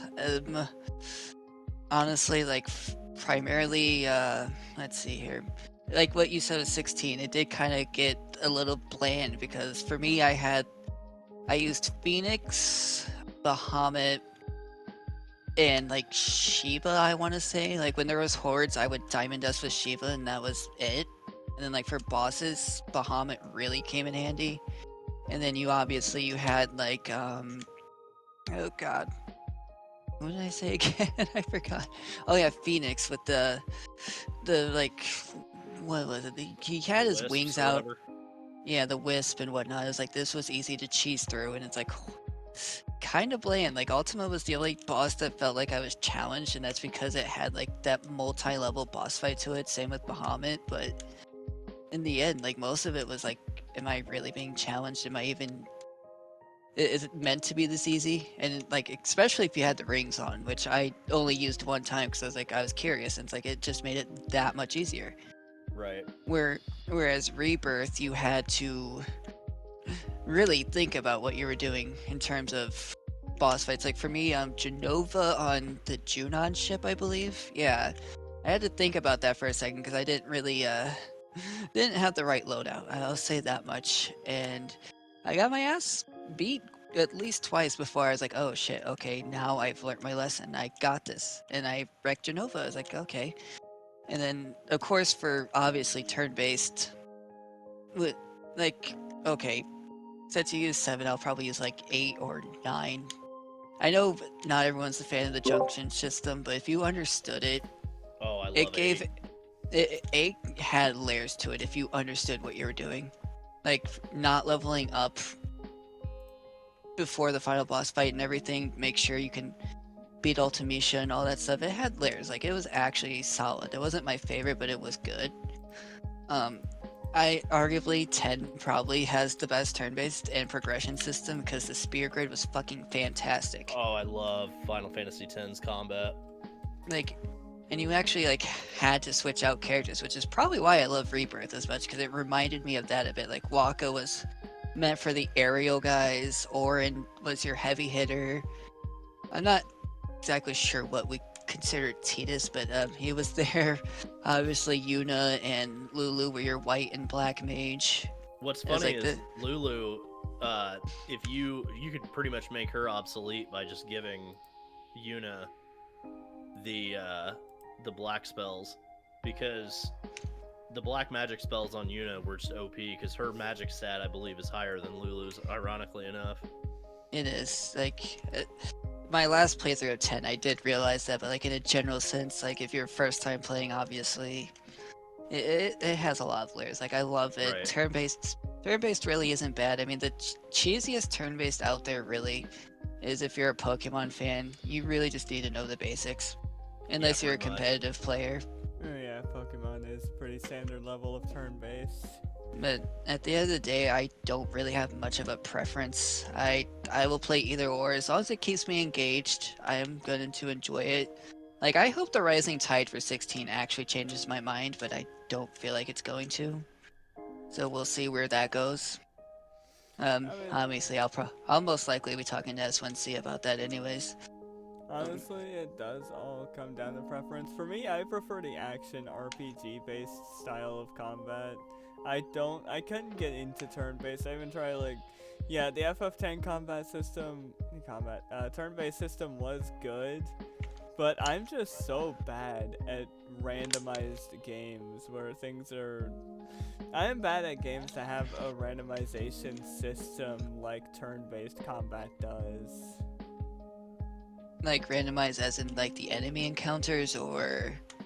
Well, no, not particularly the enemy encounters, just like the combat in general. I don't think turn-based is necessarily randomized, because, like, in 7... And actually, it might go for all of them. S1C can even clarify for me, but, like, you can, I think, press triangle, if I'm not mistaken, and, like, it selects the character that you're on, and say you have a different set of material loadout, like... I think you can select a command, say, with Tifa, but it was initially on Cloud, and etc., etc. Well, no, I don't mean that specifically. I'm talking about more like... Oh, I don't know how to explain it. I'm not good at explaining very well. Basically, are you bad at, like, waiting on to select a command, basically? Well, yeah, that is part of it, which is strange to think about because I'm usually a very patient person. But, I mean, yeah, that's definitely part of it, but another thing is, like, I don't know how to explain it.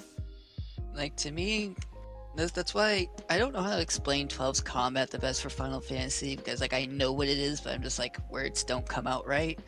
But I think that is one that I know you would like, because you're not, like, in this zone, if you will, or battle arena, whatever you want to call it, just seeing your character stand there and waiting to select a command or whatever. Yeah, the Gambit system does a really good job of allowing you to if you set it up right, like for Tiamat has the highest amount of HP in the game. If you have your character set just right, you could literally sit down the controller, come back in a couple hours, and have beaten Tiamat. Yeah, the Gambit system I highly enjoyed, probably more than most people did. Yeah, I really love Final Fantasy 12. It was fantastic, although Ash and or Bosch should have been the main pro tag, but that's not the point. Bosch, for sure. Yes. What's funny is, so, another topic that I think would be good for this would be, like, modern ways of presenting content to the player as opposed to retro ways of presenting content to the player. So, like, in Final Fantasy VII, there was all this stuff that you could find that wasn't pointed out to you, that, you know, you could play it and it was like this exploration, and you were rewarded for doing things. And now everything is kind of just, you're handheld through everything. That I do agree with, actually. 16 kind of was very handheldy because there was nothing really hidden. It was 16 kind of felt like what do you want to call it? Like, kind of like Dragon Quest 11/12, where you had the zones, but they even felt smaller than zones. Even like it felt kind of corridory to me at times. Yeah, it was kind of zones, but in almost like a hybrid of 12 and 13. Yeah, exactly that, actually. Yeah, honestly, in modern day, it is kind of hard to find a game that doesn't just spoon feed you the answers in a way. Like, that's why Pretty I much know every I'll continue. pretty much every Soulsborne game Yep, I was is about to say Elden Ring yeah. does a good job at not holding your hand.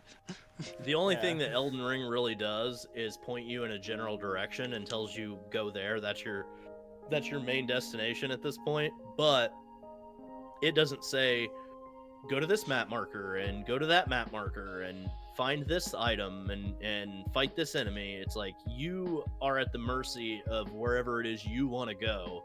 And even Yep. Dark Souls is kind of like that. Like when you start at Firelink Shrine in Dark Souls and you go to the graveyard right next to it, you're gonna get your ass beat, but you can go that way if you want. Whereas the other way you can go is up the stairs, behind Firelink Shrine and go towards Undead Burg, and then that's a little bit easier. Well, it's a lot easier than the graveyard, but it's an easier route to take, but it's not the route you have to take. Or you can go down the stairs in Firelink Shrine and go to I can't think of the place, but there's a location underneath Firelink Shrine that you can go to, and that's a little bit harder than Undead Burg, but you can go that way if you want. So it's not really hand holding you and telling you where to go, but it does give you a certain difficulty gate that if you can't get through, you probably shouldn't be there. So it doesn't tell you to go somewhere, but it does kind of have like a natural gate for you to not go there. So I like it because it doesn't handhold you, but it also doesn't shy away from being like, hey, this is probably the route you should go. Would we say 7 Rebirth almost falls under that, even though we do get a mini-map? I would say no, because there are still, like, destination markers. There's still map points, kind of like an Ubisoft game would have. Like, yeah, there are still things where they tell you where to go, what to do, what to look for. There are different quests that don't do that. that is true.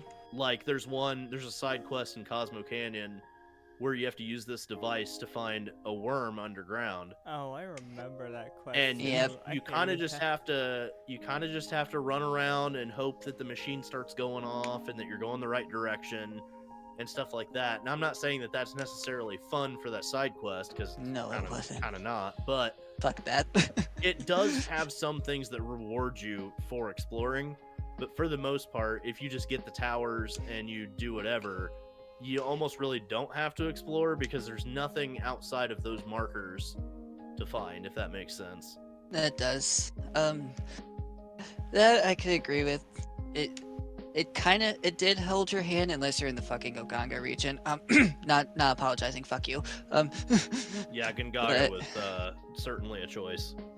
Yeah, but it definitely held your hand in a lot of ways. But it also felt like you still got at least a good size exploration, if you will, out of it compared to, say, 16 still.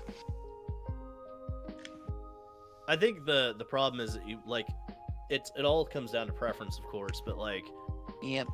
when it comes to hand holding, like, okay, Elden Ring does not hold your hand nearly at No, all. it doesn't. And stuff like Horizon Zero Dawn or Final Fantasy VII Rebirth or any kind of open world game that gives you map markers and stuff like that, those kind of hold your hand. And that might be for people that want a sense of direction. They want a sense of, I want to get to my objective, and if I want to explore, I can, but I need to know where my objective is, and that's fine.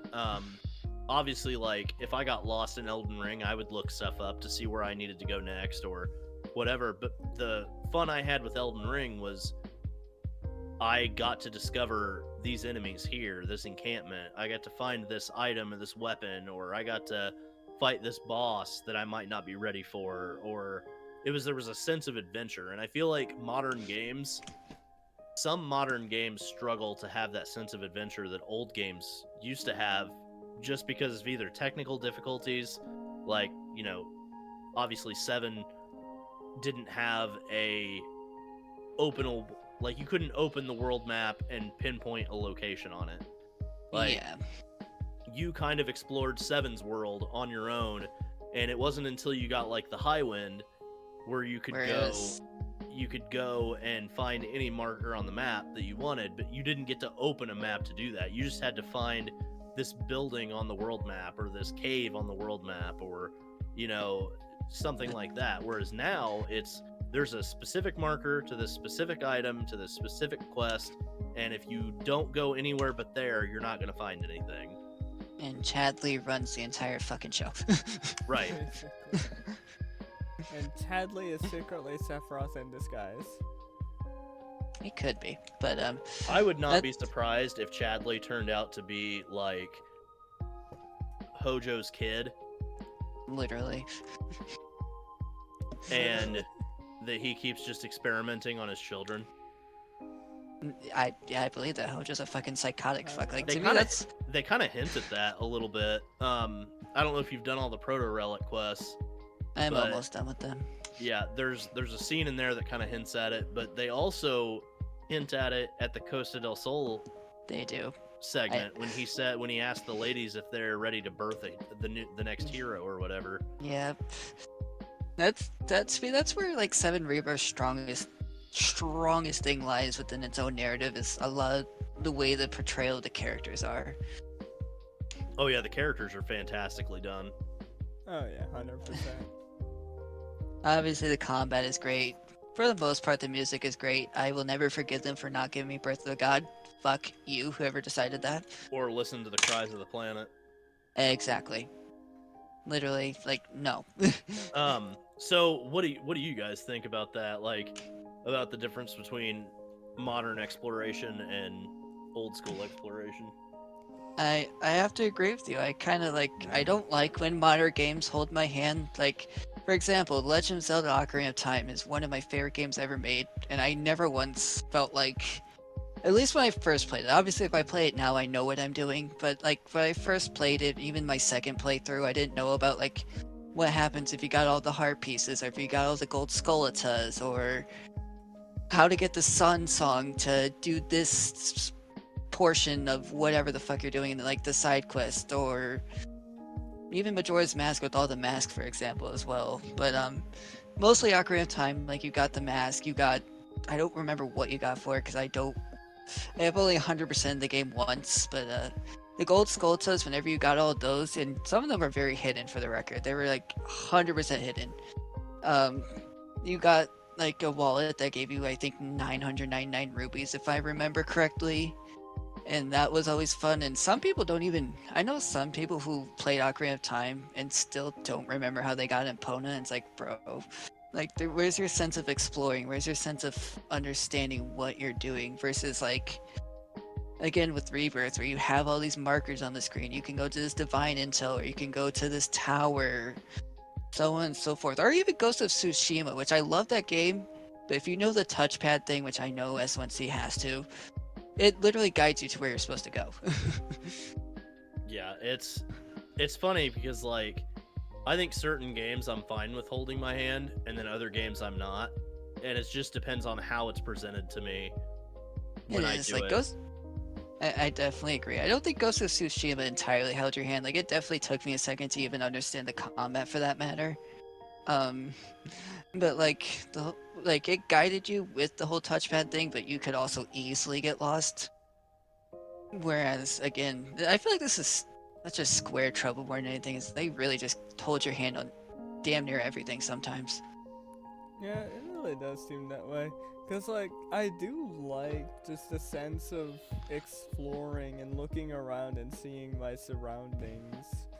Just like going around, just chilling, looking around the map, figuring out what I'm supposed to do. Although sometimes that can be taxing. It can be. Spider-Man 2 is one of those ones where I wish my hand wasn't held, because like you had two, was it two different cities, I want to say? It was like double the size of the original map. Yeah, like pretty and much. different halves of New York. And of all you New had to do York. was open up the map, and you had every marker there, and it's like, fuck's sake, why can't I just explore these things, you know? Now, that is an interesting point. Like, case in point, by the way, Spider-Man 2 doesn't completely hold your hand because I was lost when I was trying to figure out where all the spider bots were. In that Well, yeah, case, those are definitely a pain. PlayStation kind of held my hand on that one, giving me all the locations on where they are. PlayStation kind of low-key does hold your hand if you own a PS5 and you have PS Plus because it gives you the hints. I've not used that except for one game, and I don't even remember what game that was for. Yeah, but I was like trying to find something, and I was like, where the fuck is this? And then I was like, you know what? I'm just gonna use this feature that I've never used. And I remember like when PS5 first came out, that was supposedly like this giant feature that was gonna be available, and I don't know of hardly any games that I've ever even used it for. Yeah, I think I used it on Remake once because I was confused because I was playing Intergrade. I want to say I used it for one of the trophies. I can't. Which one was it? I don't quite remember. I want to say it had to be one of the dresses because I struggled with that for a minute until I actually like used the hint, did research. I was like, oh, okay, so that was easy. I'm just an idiot. You have to do the side quest. Yeah, see, that's the funny thing. I've only ever used that in Spider-Man 2 trying to find the spider bots. I have not used that feature since then. But I haven't had to, because I'm not really going for plats anyway. I'm kind of just having fun. Yeah, I've platinumed both Spider-Man games, so I really should get back into Spider-Man 1 or Spider-Man 2 and try and plat it, because I'm literally like 2 trophies away or so. Actually, I guess technically I've platinumed all 3 Spider-Man games now that I always forget that there's 3. Yeah, Miles was such a solid game. I enjoyed it. God, I need to get back into that game and plat it. I'm probably fairly close. I have no idea. I do want to get more plats. I'm pissed off with myself because I know I could plat Remake, but dear God, I cannot beat Bahamut for the life of me. What I hate is the dresses. I don't want to have to get all the dresses to platinum Remake. Yeah, that annoyed me. I wasn't a fan of that. I was trying to I was hoping that wasn't a trophy, and then when I found out it was, I was like, fuck you. Like that just padded the playtime, and I'm just like, I enjoyed Remake for what it was. I arguably loved the Midgar section a lot more than the original, but the paddingness killed me. I mean, honestly, finding all the dresses isn't that bad, but I think Aerith is the easiest one to find all the dresses for, because you can either do no side quests and get the shittiest dress, do some side quests and get a really second best good dress, or do all the side quests and get the best dress. Yeah, but the side quests in Remake definitely weren't as great, and I'm glad that they listened, and Rebirth actually is a lot more meaningful with a lot of the stuff they do. Actually, I just now thought of something. I think the third dress, you had to do all of the side quests in Wall Market, but the second one, you only had to do the quests in the first half when you're hanging out with Aerith. And the Wall Market stuff, was all for Cloud. The only reason why I remember that specifically is because I did so much research because I always kept messing up one of Cloud's and Aerith's dresses, but Cloud's dresses were all chapter 9, 100%. Oh, yeah, wait, yeah, you are reminding me of that, yeah. Okay, it was in chapter 5, you do some side quests and get a good dress from there, for Aerith, or you can do all the side quests and get her best, like, really beautiful red dress. Well, Aerith was also all chapter... Aerith was all chapter 8, but you do have to do specific things to get certain, like, the resolution scene in chapter 14. There are certain things you had to do for that to get the Aerith scene, or the Tifa scene, or the Barrett scene, and I thought that was cool. Oh yeah, I didn't even get all of those. I think on that, I only got the Tifa scene. I don't think I got Aerith on that. And I got all 3. I don't remember if I got Barrett. I don't think I did. But I know I didn't get Aerith. Yeah, I didn't get all the. I think I've got like four of the dresses. I think maybe, and then my resolution scene was Tifa. Shocker. Yeah. Yeah, my gold saucer date for in Rebirth for that matter actually I think was Kate says somehow or Red, I don't even know, but then I end up getting Tifa. I was like, oh, okay, there we go. Oh yeah, I need to redo that and see if I got anyone different. I don't know. Because I think where I'm at, I think I would end up getting Aerith because she has my highest, I forgot the word. Affection, affinity, something like that. But, yeah, affection. But yeah, that actually reminded me of like, actually when S1C was talking about the original FF7, that gave me a one final topic before we actually just top this off was progression in games, like how FF7 you get the buggy. I'm pretty sure there's another thing before the high wind. I just don't fucking remember what it was. Yeah, the tiny Bronco. Duh, I'm stupid. Tiny Bronco, and then obviously you get the airship versus like in modern games we have fast travel, although 16 has Ambrosia, which is the chocobo that you get to ride and unlocking the world, if you will. And with that, I will let S1C start off. Yeah, I think progression is something that also needs to be handled with care, and I think 7 did a really good job of it, especially like you said with the buggy and the tiny Bronco and stuff like that. Like, you got the ability to go back to certain things that you weren't able to tackle before, and like for example, the Midgar Zalem, like you could go back and face the Midgar Zalem and get beta for your enemy skill, but before, if you tried to fight the Midgar Zalem, you'd get absolutely wrecked. So literally, yeah, I really enjoy the fact when games do it in a way where you're getting like that sweet progression and you actually feel like you're improving over time. Whereas like some games, I feel like you progress, but you don't feel it because the enemies, like, the game doesn't allow you to feel like you've progressed. It's a weird, I don't know how exactly to put it, but basically 16. Kinda to an extent, but more so like, yeah, I guess 16 would be a good example, because once I got to a certain combo ability, I just stopped caring to improve. Whereas like the original 7 and even Rebirth, really, if you don't improve your tactics, you are going to get, you are gonna get fucked.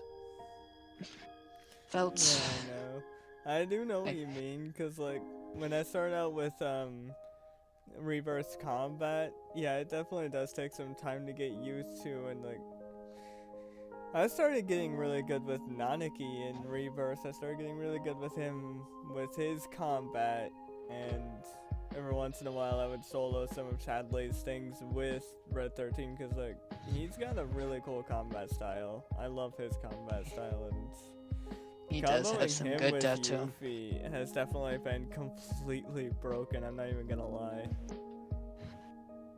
I'm not gonna lie, when it comes to like progression, especially with Rebirth, for me, I could do 2 different combos, but usually I do Yuffie, Cloud, and Tifa, which honestly S1C is somewhat similar, because I remember him talking, he did the whole stagger video, so yeah, usually with Tifa, I would bring up the stagger bar. With Cloud, I would hit like an Infinity's End, and Yuffie would be basically my mage, if you will, or because Doppelganger was just absolutely fucking broken. Like, I don't even know how to explain how I used Yuffie, but she was broken. Yeah, Yuffie is definitely broken, and I like that they've made pretty much every character a viable. Like, you have strategy with them, and not just, oh, this move does this, and you know, it really did a good job of making you feel that power. Yeah, 100%. It all ended up being a matter of like your materia placements and like how you use the character rather than like what ability does what. And I think I really run Nanaki and Yuffie really well together. Like, those two are a killer duo, and they could probably murder anything that got in their way. Well, and the enemies too. Enemy variety needs to be an important part of everything that a combat system is about, because that is literally 50% of what goes into combat, and it's not just your main characters. Like, you have to figure out how enemies challenge you in certain ways, how you can overcome that challenge, and it's Oh, yeah. like, is an enemy weak to fire? Well, I need to bring fire with me. Is an enemy weak to synergy attacks? I need to make sure that I'm building my synergy up. Do I need to, you know, what moves stagger which enemies better and stuff like that? And when you have that kind of progression, you Yeah. don't have a problem with balance for the most part, because you give the player all the tools they need to win, but you don't necessarily just hand them the win. No. And progression is not just like, oh, I get a better move, or I get this, or I get that. It's about finding those better moves and combining them with the old moves that you have to make the old moves even better, and to make a great combination for those enemies. Oh yeah. I 100% agree. That's another flaw 16 has. Like Firebomb, for example. Like, if I'm not mistaken, in most Final Fantasies, isn't that like weak to water or ice, one of the two? Because yeah, usually. Yeah, and 16 just didn't have any elemental weaknesses. It was all, I'm gonna stab, sword, ability, you're dead. Pretty much. I can swing it's my like- sword, yes, my fire And it's sword. like, again, maybe if the game was more like Devil May Cry and, wasn't 50 hours, I probably would have accepted that a lot more. Yeah, it lacked the elemental weaknesses and stuff like that I felt like really could have sent that game over the edge. Literally, yeah. like, they were, I mean, I don't hate them for focusing a lot on the icon fights. Those are probably my favorite boss fights in terms of the scale and everything, because I love them to no end. But Rebirth also showed me that boss fights could be good without it being a full scale, like, they were gonna have kaiju fights going on. Right. Yeah, no, these games can either go really hard in a really good way, or they can just be really weak in a really bad way. Which, for the record, I absolutely hate when people say, you should compare Rebirth to 16. They're both Final Fantasy games. Shut the fuck up. Well, they're both Final Fantasy action games, too. Even though they're different Exactly. styles, I mean, you can like one and not the other based on how they do things. Yeah, Exactly. It's like, And it's not even anything against 16. I really loved 16. same But here. I will always hammer away at the idea that the combat system is not built for a 50-hour game. It's built for a 20 to 25-hour game, like a Devil May Cry. Literally, like, I mean, maybe if they gave us more playable Joshua outside of, his younger years, maybe Right. that would have been cool, or, playable Jill, that would probably variety it, at least to some degree. Yeah, no. Unfortunately, yeah, some games they do end up lacking in variety. I probably could get into FF16 more if there was more variety. Unfortunately, I couldn't get that much into it because every time I would try, I would start feeling tired and trying to close my eyes in the middle of like fighting or a cutscene. And it's like, how is this game so boring to me? It seems so interesting. It's a great story. I do love its story, but the combat was like, and that's why gameplay and story are like primary focus 1 and 2 for me, because it's like you have to keep me engaged the entire time while I'm watching the story unfold. Yeah, exactly, and that's where FF7 Rebirth really came in. Like, you thought I was gonna start falling asleep, but that story and the gameplay actually kept me engaged in that game compared to 16. I could not engage in the 16 nearly as well as I engaged in Rebirth. I think what kept me engaged with 16 a lot of the times was the icon fight, which the only time I really felt like 16 slowed the fuck down was after you beat Titan. Like, you get all these boring, stupid main quests that are supposed to be side quests, and it's like, why is this here? It was definitely, you can tell it's made by the guys that did 14. It has the same exact progression style. You go like, literally, kind of a really big opening, and then you have these kind of menial side quests that are in the main story, and then you have like, there's just, they do it, it's like, okay, all these tasks, then a dungeon, then a dungeon boss, and then they had a little bit of a slow section, then you had a massive boss, And then that was just the progression of the entire game. It's basically like 14, but in an MMO, that's fine because there's so many things that you're doing in an MMO besides just dungeons and everything else. Whereas in like an action game, you got to keep the player engaged or they're going to lose interest. Yeah, very, very easily. I was think, hard. I think the most least interested I was leading up to Titan, because that whole segment was just, you're in the desert doing this one thing, and then it took forever to get to that segment. I don't even remember what the name of the town was agree called, with that. but it was like there was just way too much small stuff to do. It really just it slowed the plot down to a crawl. It really did, and then to me, it really wasn't much better after. And then you got to the Bahamut fight, and it started really picking up again. And then, to me, Odin fell very flat after you had that kind of fight with Bahamut. I thought Odin was cool for the fact that he's just really unhinged. But yeah, I felt like the engaging part of the game really dropped off after certain boss fights. Literally, like, to me, Odin fight was cool in certain ways. I do agree with that, but like, comparing that to Ultima, which fight would you actually prefer more? Ultima was so badass. Yeah, I loved every bit of it. I was like, I'm engaged. This is what I wanted this game to basically be pretty much the entire time, in some sort of way, shape, or form. Just don't break the fucking power scaling. Which, of course, Remake somehow did, and somehow is making it worse. Yeah. Like, don't get me wrong, I didn't mind the Sephiroth fight in Remake, because I didn't feel like we even remotely killed him or defeated him. But then you did a copy and paste with Rebirth, and you had fucking Aerith come out. It's like, god damn it, stop. Yeah. It's like every time something new got introduced in that ending fight, I was like, okay, stop, please. Can we just take a moment, for fuck's sake? I know. It was a fun series of fights, like, I'll give it that, but it was a lot. Yeah, they were definitely was a lot. interesting, but it was also like, hold on, game, can I breathe a moment? Give me any Please. type of breathing. That was the entire game, though. They did not It let was. a lot of scenes breathe.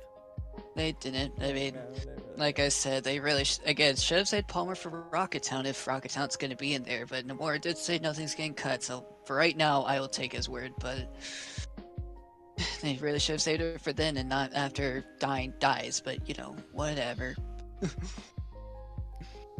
Yeah, It that was chaos. really unfortunate timing for Palmer to come in. I appreciate it for the memes, but I don't appreciate it for the fact that it kind of takes our mind completely off of Dying. 'Cause it's like, okay, now I gotta figure out how to beat this guy. Okay, now he's trolling, so now I gotta really figure out how to kick his ass.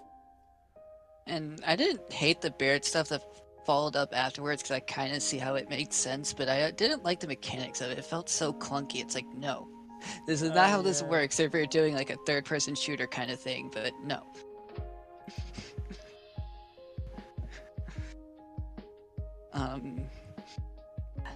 Oh crap, everything went silent. Sorry. Sorry, All good. reading a message.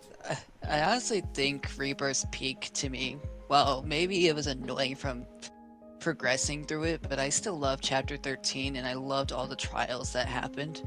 I think that was really where it was at its peak with how we were supposed to feel, and then they just like, well, here's Chapter 14. Fuck you guys.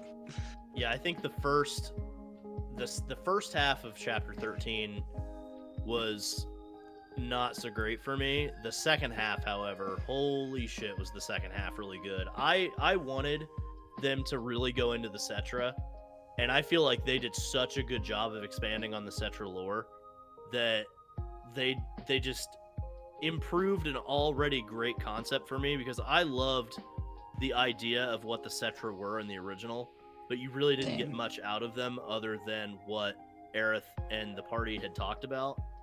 Yeah. And with Rebirth and even Remake, we are learning about who they were as the Cetra people.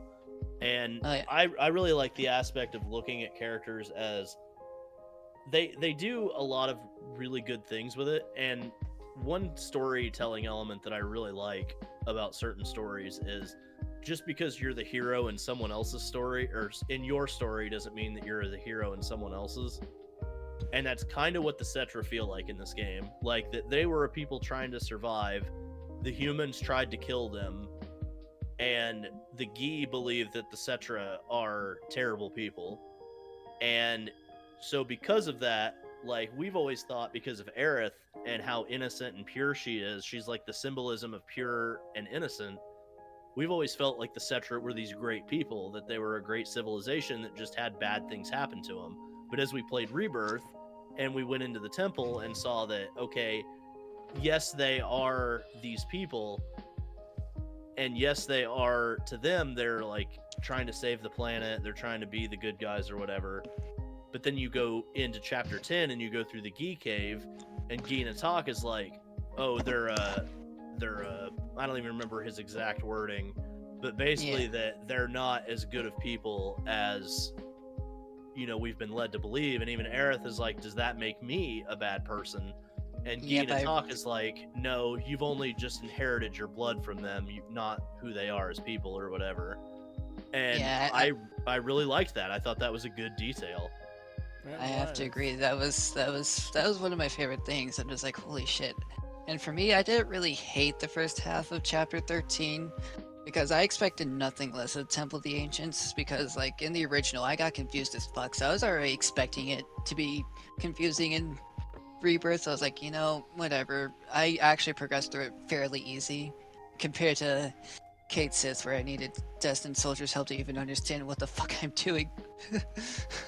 I didn't mind like certain things about the first part of it. It was just I felt like chapter 13 was kind of like chapter 17 in Remake. It had some really good things, but it drug on for way too long. It did drag on a bit, I can't lie. But like once compared to chapter 17 in Remake though, it definitely had more emotion to it.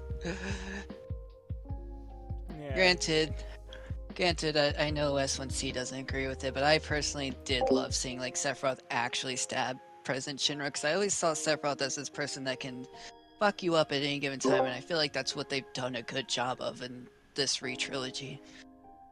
I didn't mind the president getting stabbed in that. I think mostly the thing that I don't like about Sephiroth, and I think they did a much better job in Rebirth of it, was that in Remake it felt like either they were throwing Sephiroth at you, or the Whispers, or something. They were always constantly throwing in your face that, yes, Sephiroth does exist, and yes, you need to be reminded that he's the villain. Whereas in the original, like, yes, you were reminded that Sephiroth was the villain, but for a while you thought he was still dead, so there's no way that he would even be around to kill the president or do all these other things. But then you realize, okay, you see Sephiroth's sword sticking out of him, and you're like, okay, maybe Sephiroth is around, but the mystery is still there. You don't know whether it was really him or not. But in Remake and Rebirth, they kind of are like, okay, we're gonna make sure that you know Sephiroth is there every half an hour. And whereas like in Rebirth, we didn't have that so much. One of the times I actually really enjoyed Sephiroth's presence in the game was at the Gold Saucer. Oh my god, yeah. When he pops in and like says, when he tells Cloud, have your fun while you can, or whatever it is that he says. I thought that was fucking cool as hell. Man. I do love when Sephiroth is being a straight up menace. Like, I don't know how everyone felt about Chapter 2 of Remake, but I actually loved every last bit of it, like following Sephiroth, seeing... At least to new players, they don't know it's Nibelheim, but obviously the illusion of Nibelheim, Sephiroth mocking Cloud's dead mother, is like, this is fucking perfect. This is what I want Sephiroth to be. There's one thing about that scene that I don't like, and it's gonna sound probably stupid, but I don't like the fact that Cloud knows that he killed Sephiroth. Yeah, There's a point where he says, and it's the problem is that it's storytelling wise, it's not consistent. Because in that alleyway, he even says, "How are you here? I killed you with my bare hands." I do remember that, yes. And I'm thinking, like, Cloud's not supposed to know that. And then we get into Rebirth, and he doesn't know that. Yeah, that is true. And I'm like, there's definitely a conflict here between Cloud in Remake and Cloud in Rebirth, because Cloud in Remake knew that he killed Sephiroth. Cloud in Rebirth does not. So it's like, what happened, or is that just one of those inconsistent things where they tried to do it, they tried to make it look cool, and then they just couldn't figure out a way to make it work with Rebirth, so they just went back to what the original story did, where he doesn't know? Because he very clearly says that he killed him. Yeah, and I'm pretty sure there was even another line of dialogue he said, like, as they were doing that face-off, saying that you should have been dead or something like that, and it's like, how do you know that? Well, it's like, or another one that really bothered me was in Chapter 17, when you're going after Hojo, and Cloud says something about being a soldier, and Hojo flat out says, "You were never a soldier." And I'm like, why would you tell us that right now? Like, why is that?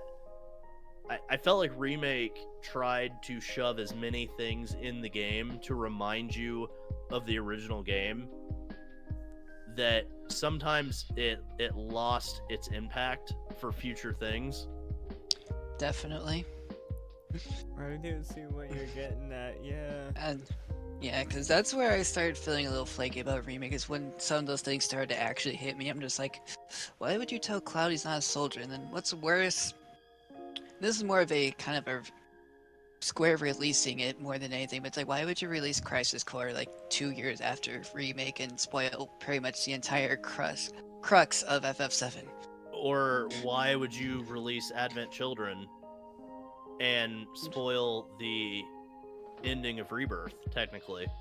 Basically, Yeah, I mean, literally. technically you didn't spoil the ending of Rebirth, because obviously we still don't know, like, how Advent Children really ties in, other than that I feel like we've been fighting Advent Children Sephiroth this entire time, on top of the Sephiroth we have from the original game. But I find it funny that they release all this side material, like this compilation stuff, almost like they want the old players to go back and play and watch it, but new players are going to jump in and play those things and watch those things. So it's almost like, why not wait until you're done with the re-trilogy, release those things as companion material, and then worry about spoilers later. Literally, like with Crisis Core, I mean, you spoiled the Nibelheim thing, you spoiled Cloud not being a soldier, but new players aren't gonna know that. Right, Remakes, and I hate when people suggest that you play Crisis Core before you play the original, because that totally, it's like, why don't I just watch the ruins prequel? it. Yeah, it's like, why don't I just watch the entire prequel trilogy of Star Wars before I watch the original 3? Because prequels, I'm sorry, prequels are meant to be watched, played, listened to, whatever, before or after the original work. That's why they're prequels, because they're based off of knowledge that you already have to work. And what's worse with Crisis Core is, like, yes, obviously you get 90% of the Nibelheim flashback essentially, but then you have Genesis there for no damn reason. It's like, really? Yeah, don't. No one's gonna know that, because he's not even in Rebirth, he's not in Remake, he's just in Crisis Core. It's like, fuck's sake, Square, no. Yeah, I have a lot of issues with Crisis Core, but yeah, it's just like, the writing is not always consistent, no matter what anybody says. Like, It's not. everybody's like, oh yeah, well, it's thematically consistent. No, it's not. It's really not. And that goes for a lot of series though, because I've recognized it. Kind of in Spider-Man, I want to say. I don't remember where at, but God, I think it was something to do with Miles, and oh my God, I don't remember. I actually have to replay the games, but there was something with Spider-Man and Miles, like what the heck was it? Because it involves the comics as well. Like I don't know, it's not piecing together, but mostly it is within like Final Fantasies, the re-trilogy right now with Cloud and all that stuff. And even with like 10 and 10-2, like Tidus obviously went off to be with Jax, and why are we getting him back in 10-2? Yeah, that's another thing about like the sequels and stuff that Square typically does is like they don't really matter. Like, why would you even make a sequel after 10? Like 10 had a really good ending. It did. It's like, why tarnish that by bringing out a sequel? Like I actually remember Audrey, one of Audrey's tweets saying that you should probably play Crisis Core before all the other FF7 stuff, and it's like, I love you, Audrey. You're great. You help translate things. Eye-to-eye emoji for anyone who wants to know. She's great, but no. Crisis Core ruins a lot. Yeah, I agree. Yeah, it doesn't help. I did end up playing through Crisis Core after remake, but I mean, I tried playing through it on an emulator, the OG Crisis Core that was on PSP, but I couldn't play through it at all because the combat system was too clunky. Just playing games from back then is just too clunky nowadays. But in your case, you also played the original 7, so you already knew. It wasn't getting spoiled for you what happened in Crisis Core. That is true, but yeah. But I guess we should probably wrap this up soon, shouldn't we? Yeah, probably. Yeah. May as well get wrapped up here. But, shoot, I blanked on what I was gonna say. Honestly, I kind of forgot what the topic. Oh wait, yeah, the progression of games. Basically, just summarize it. Games holding your hand isn't bad if it's done correctly, but if it's holding your hand too much, are you really enjoying the game, or do you just... And that's no offense to the ones who obviously just want to enjoy it, just to enjoy it, but like gamers, like obviously, at least me and S1C, we want a sense of exploration, sense of challenge, a sense of feeling, so on and so forth. Yeah, there's always a nice sense of adventure, and I don't think you should take that away too much. Like, I still kind of got that sense of adventure with Rebirth, but it also still kind of holds your hand on where you need to go. Oh, you still got it for sure. Like, you also had cool traversals with all the chocobos and stuff, and also I know Rebirth is mentioned a lot, but again, it is still new. Like, I can't... Other games are not really popping up in my head because I haven't probably played them recently. But, actually, that's another good one. Hold on. One final topic before we get the send-off is linear versus open world. Thoughts? Like, we could do this like a lightning round, if you will, but thoughts, opinions, whatever. Whoever wants to go first, go right ahead. I'll save mine for last. Linear versus what now? Linear versus open world. Or linear, well, yeah, linear versus open world pretty much makes the most sense. Straightforward versus open. Okay, yeah. Like FF10 versus Rebirth, really. So, linear... Oh, let Soldier go first. No, go ahead. That's fine. Well, in terms of linear, like, I do like straightforward stories. I like how they just go straight forward, and they're like kind of a one and done. You understand what you need to do, where you need to go. But it is also nice to get the sense of adventure that you get in open world games, like playing Horizon Zero Dawn. You get to like explore an open world, do tons of side quests. I still have yet to get to Forbidden West, though. I need to. Alright, well, we'll let someone see go real quick. So I think it just really depends on the game. I really loved Rebirth's open world like style. But Final Fantasy X is still one of my favorite games of all time. So, it's like, it really just depends on how the game is presented. Like, people will say that 13 and 10 are basically the same game, and that's not, they're not even close to being true. Like, yes, they are both linear, but 10 is much more open in the things that you can do, whereas 13 is more streamlined until you get to Grand Pulse.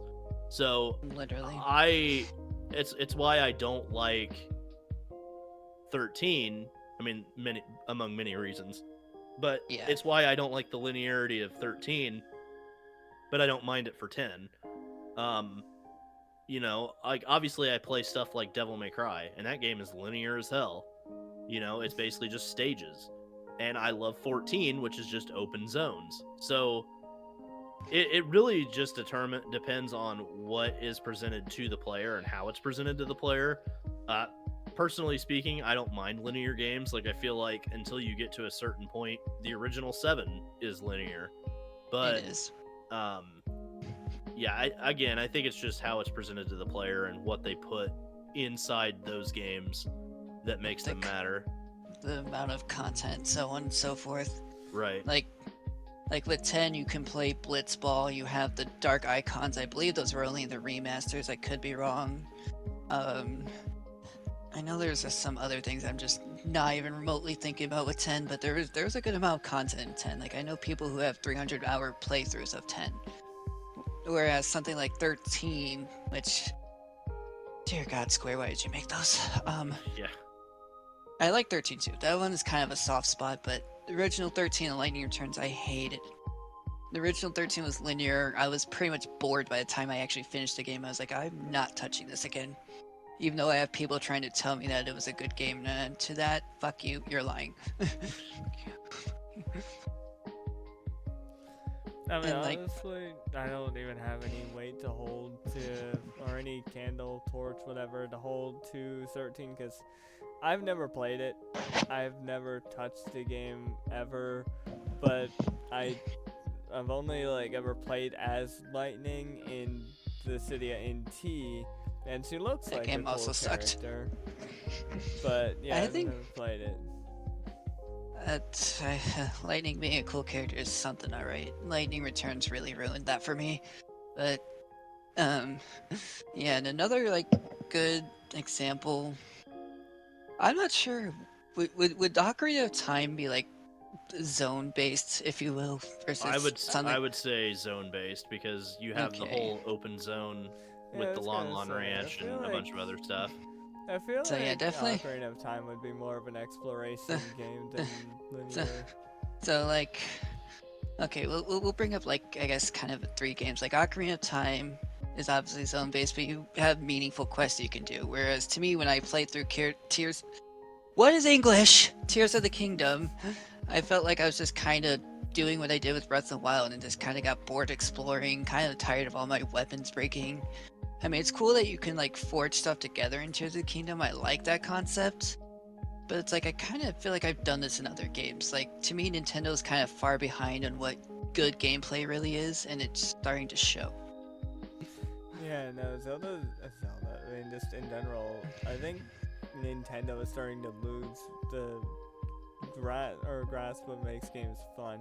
Now, obviously, those Zelda games, they're still gonna sell well, so they're probably gonna end up making a third one because Tears of the Kingdom did so well, which I still don't get why people enjoy those Zelda games so much. I tried getting into them. I just end up getting annoyed and bored. I got really bored, but and that's nothing against people who like them. If you like them, be my guest. But I kind of really did prefer the Ocarina style of games, going to temples, feeling like there was more meaning behind it than just kind of feeling like it was survival in Hyrule. I pretty much cheesed all of the temples in Tears of the Kingdom by just climbing. I got my stamina up so high that basically the fire temple in Tears of the Kingdom, I just climbed everywhere instead of using the mine carts. That's entirely fair. Tears of the Kingdom can be very cheeseful because I did finish it. Still didn't like it. Also, I just wanted to confirm that Zelda's director or like, gosh dang it, was it Miyamoto? I don't remember if it was Miyamoto, but someone confirmed they're not doing a third, like, Breath of the Wild style game, so they're gonna be changing up Zelda again at some point. Okay, well that is good to know, and hopefully when they change it up again, it will be better than what Breath of the Wild was. Because honestly, I kind of want them to bring back the old style of doing the temples, but I do understand what they were going for with Breath of the Wild to keep the franchise fresh, but I wasn't a big fan of it. I did not like it whatsoever. I mean, there is a good way of making open world games. Again, Rebirth is a good example of that, but... Exactly. Rebirth is literally something to make FF7 feel fresh and new while still giving it a whole lot of new content for you to explore that's separate from the OG7. Yep, and that's why while I don't hate Remake, I actually understand why that one gets compared to 13, because the side quests were not meaningful. They really weren't, and I didn't feel like I was being awarded for anything besides finishing the combat simulator, and it's like, kind of wasted my time, really. I mean, I kind of like the side quests in Budding Bodyguard. I did like helping out the kids. Yeah, I thought that was decent. Like, to me, it kind of showed that we're not here just to be a merc. We can actually show that we have some sort of heart and actually care about other people and things. Yeah, I did like that part of doing the side quests, but yeah, the side quests are a little stale compared to Rebirth. The remake really didn't do that great, but at least they're fun in Rebirth. I really enjoy them in Rebirth.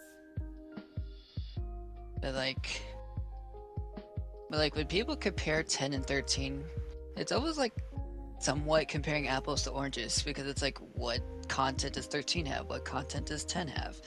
Because 10 you can do a shit ton of it. 13 it's just like you're there basically. Same with 16 almost. Like there is good side quests in 16. Like I really loved some of the ones we did with Joshua, and I really loved the Torgal ones. But like when you're going around and just collect this, bring this to owner, it's like, why? Yeah, I think the character specific side quests were really good. Agreed. Yeah, no, I mean, it's the same way in like any MMO game. If you have a side quest that you have to collect things, it's like, why? But see, for MMOs, I can forgive them because I see why. Oh yeah, but like 16 is a whole ass RPG, and it should not have had that many tedious side quests in it. Yeah, no. Like I did all of them because I wanted to, but it's like, fuck. Yeah, no, it's like, why throw in anything tedious in just a simple RPG? I mean, I guess in this sense, Rebirth has some tedious side quests, like... I think every game is gonna have a tedious thing in it. Like, we're not gonna like everything in a single video game. It just does not happen. Exactly. It's impossible to find a game where you like, love absolutely everything. Like, I hate the Water Temple of Ocarina of Time, even though I know how to cheese it, it still pisses me off. Oh man, yeah, I even hated certain things about like Twilight Princess, but I mean, I still ended up enjoying the game through regardless. Like for example, in Kingdom Hearts, I mean, I don't fully know what to classify Kingdom Hearts as because they kind of just go back and forth with it. But like Kingdom Hearts 1 to Kingdom Hearts 2, I kind of felt like Kingdom Hearts 2 was a little more linear, and I know that's everyone's favorite because the gameplay was better, but it's like, I will argue that the story of 1 was significantly better. I mean, you know, that is fair. I really need to get into the Kingdom Hearts games because, like, they seem really cool. Yeah, they're not the worst things. I actually think, like, as much as I want sacrifices to mean something, I do like how they present a lot of their concepts and stuff. I actually think Kingdom Hearts could probably... I don't know how to explain it, but like, Remind, for example, what I loved. Again, I know it's a stupid trope, but like, it really showed the my friends are my power trope, but in a way better way than most Kingdom Hearts games did, and a DLC, and that's crazy to me. Kingdom Hearts 2 will forever still be my favorite one. That's entirely fair. I do like Kingdom Hearts 2. I know some people are like, oh, you hate it. It's like, I don't hate it. I just don't like it as much as I did 1. Like, Kingdom Hearts 1 is still my favorite. The combat in 2 was just, chef's kiss. It was fantastic. I love going Valor form, dual wielding 2 keyblades, and fucking up all the Heartless. That sounds fun. Honestly, I might have to skip 1 to go to 2. But I'm still gonna try and play through 1 to see how far I can get, see if I can do anything of anything. 1 was really good from a story perspective, and I like its magic system better. Because in 2, you heal once your MP bar's all the way gone. In 1, you at least can heal more than once during a boss fight. And not have to wait for that bar to go all the way down. Yeah, I would hope that they would at least make a way to have more MP at a time, but I don't know. I can't think of a... Anyways, I guess... I think we're kind of dragging this on anyway, but... Yeah, hold on, I had something I was gonna say. What the heck was it? It wasn't about the subject. I was gonna move on, but how was I gonna do it? Oh god, I'm stupid. It happens to me all the time. Don't feel bad. You don't feel bad. We all have that brain that just kind of fucks us over either way. But I was go ahead. Bacon. Okay, I'm sorry. No, but I actually like to wrap up entirely like linear versus open world. I kind of do. I'm one of those ones who personally prefers like the large zone ones. Because I'm not too overwhelmed, but I'm also not too annoyed that everything's just a hallway. Yeah, no, I do see what you mean there, yeah. If things are too linear, it can be too easy, or if things are not linear enough, they can be too difficult. I don't know, maybe that's what drags me into certain open world games, is they're not too linear, but they're not too open world, I don't know. Also, my last thing I'll say in like a general sense is, I don't know if retro consoles technically had 60 FPS, but like, say PS5 versus PS4, absolutely night and day of what I prefer. I find it so much better to play almost anything at 60 FPS. I mean, yeah, almost night and day. Oh, we didn't even go over retro consoles and gaming. We have to make a part 2 of this this episode. We have so many other retro things to go for that we did not. But it's fine. S1C has to go soon, and we gotta let him go. So. No, I'm holding him hostage with my neener, okay? Yeah. No, for real, this was really fun. There might be a part 2, who knows? Yeah, who knows? Maybe we could bring Soldier First Class back for episode 5. That would be up to him, but... Maybe not episode 5, but I could definitely probably make it some other episode. Yeah. But... Fair enough, but Soldier, you feel free to tell him where you can find them at. We'll obviously have the links in the description, but yeah. I mean, you can find Soldier First Class on... He said it at the beginning of the episode. You can find him on YouTube or Twitch. It's pretty simple. I meant in general, sir. Where to find him in general? Like his Twitter and all that stuff. If you ever want to like talk to him or whatever. See what he's up to. Well, in general, if you want to follow him, I'm sure he's on Twitter. I think it was like Soldier First _class, because he couldn't get the underscore before the first. I don't remember. Yeah, it's at SOLD 1ST _class. Oh, that's right. Sold First Class. That's right. And then, of course, you can find me at twitch.tv/DestinedHero7, and on Twitter, you can find me at hero_destined. Yeah, and for me, you can find me on like Twitch with .tv/DestinedSoldier, or on Twitter at KEYASTAS. It's my old username, don't judge it. We used to use that name everywhere. I'm sure everybody has that old email. Probably. Oh, I know yeah. I have some cheesy ass emails. I lost my old email with my old username, but I mean, it is what it is. I switched over, and my current Gmail may as well be my old email. And of course, you guys can find Awaken Destiny on Spotify. We'll have the YouTube video up.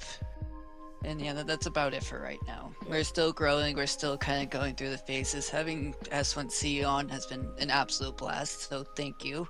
Thank you for having me on. Yes, thank you for joining us for this episode. I actually had fun with this episode. I'm sorry I had to disappear a couple of times from the episode. Same though. It's all good. Though. life is life. We all secretly disappeared a couple times, I'm sure.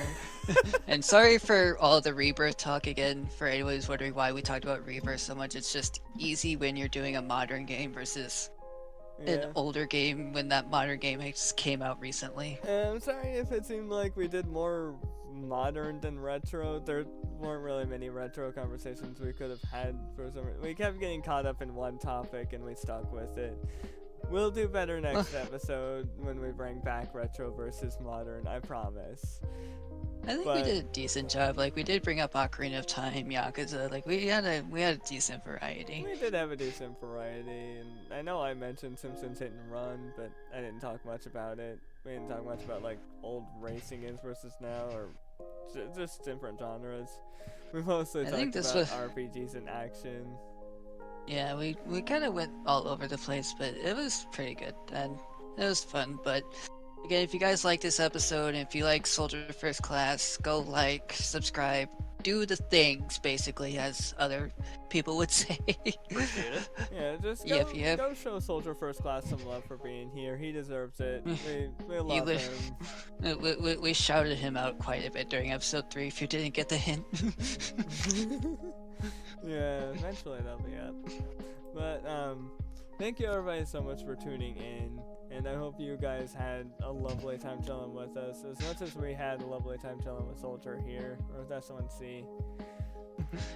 Do we get to do the thing where instead of Cloud and Zach doing a Bracer Dreams, do we all get to do the Soldier First Class outro? Oh crap, I don't remember S1C's outro. Oh, it's all good. I'm Soldier First Class, and I'm on to the next mission. Later, guys. You know, hey, so for S1C, you want to go and close this one out? Sure. Alright, guys, I'm Soldier First Class, and I'm on to the next mission. Later, guys. And podcast out.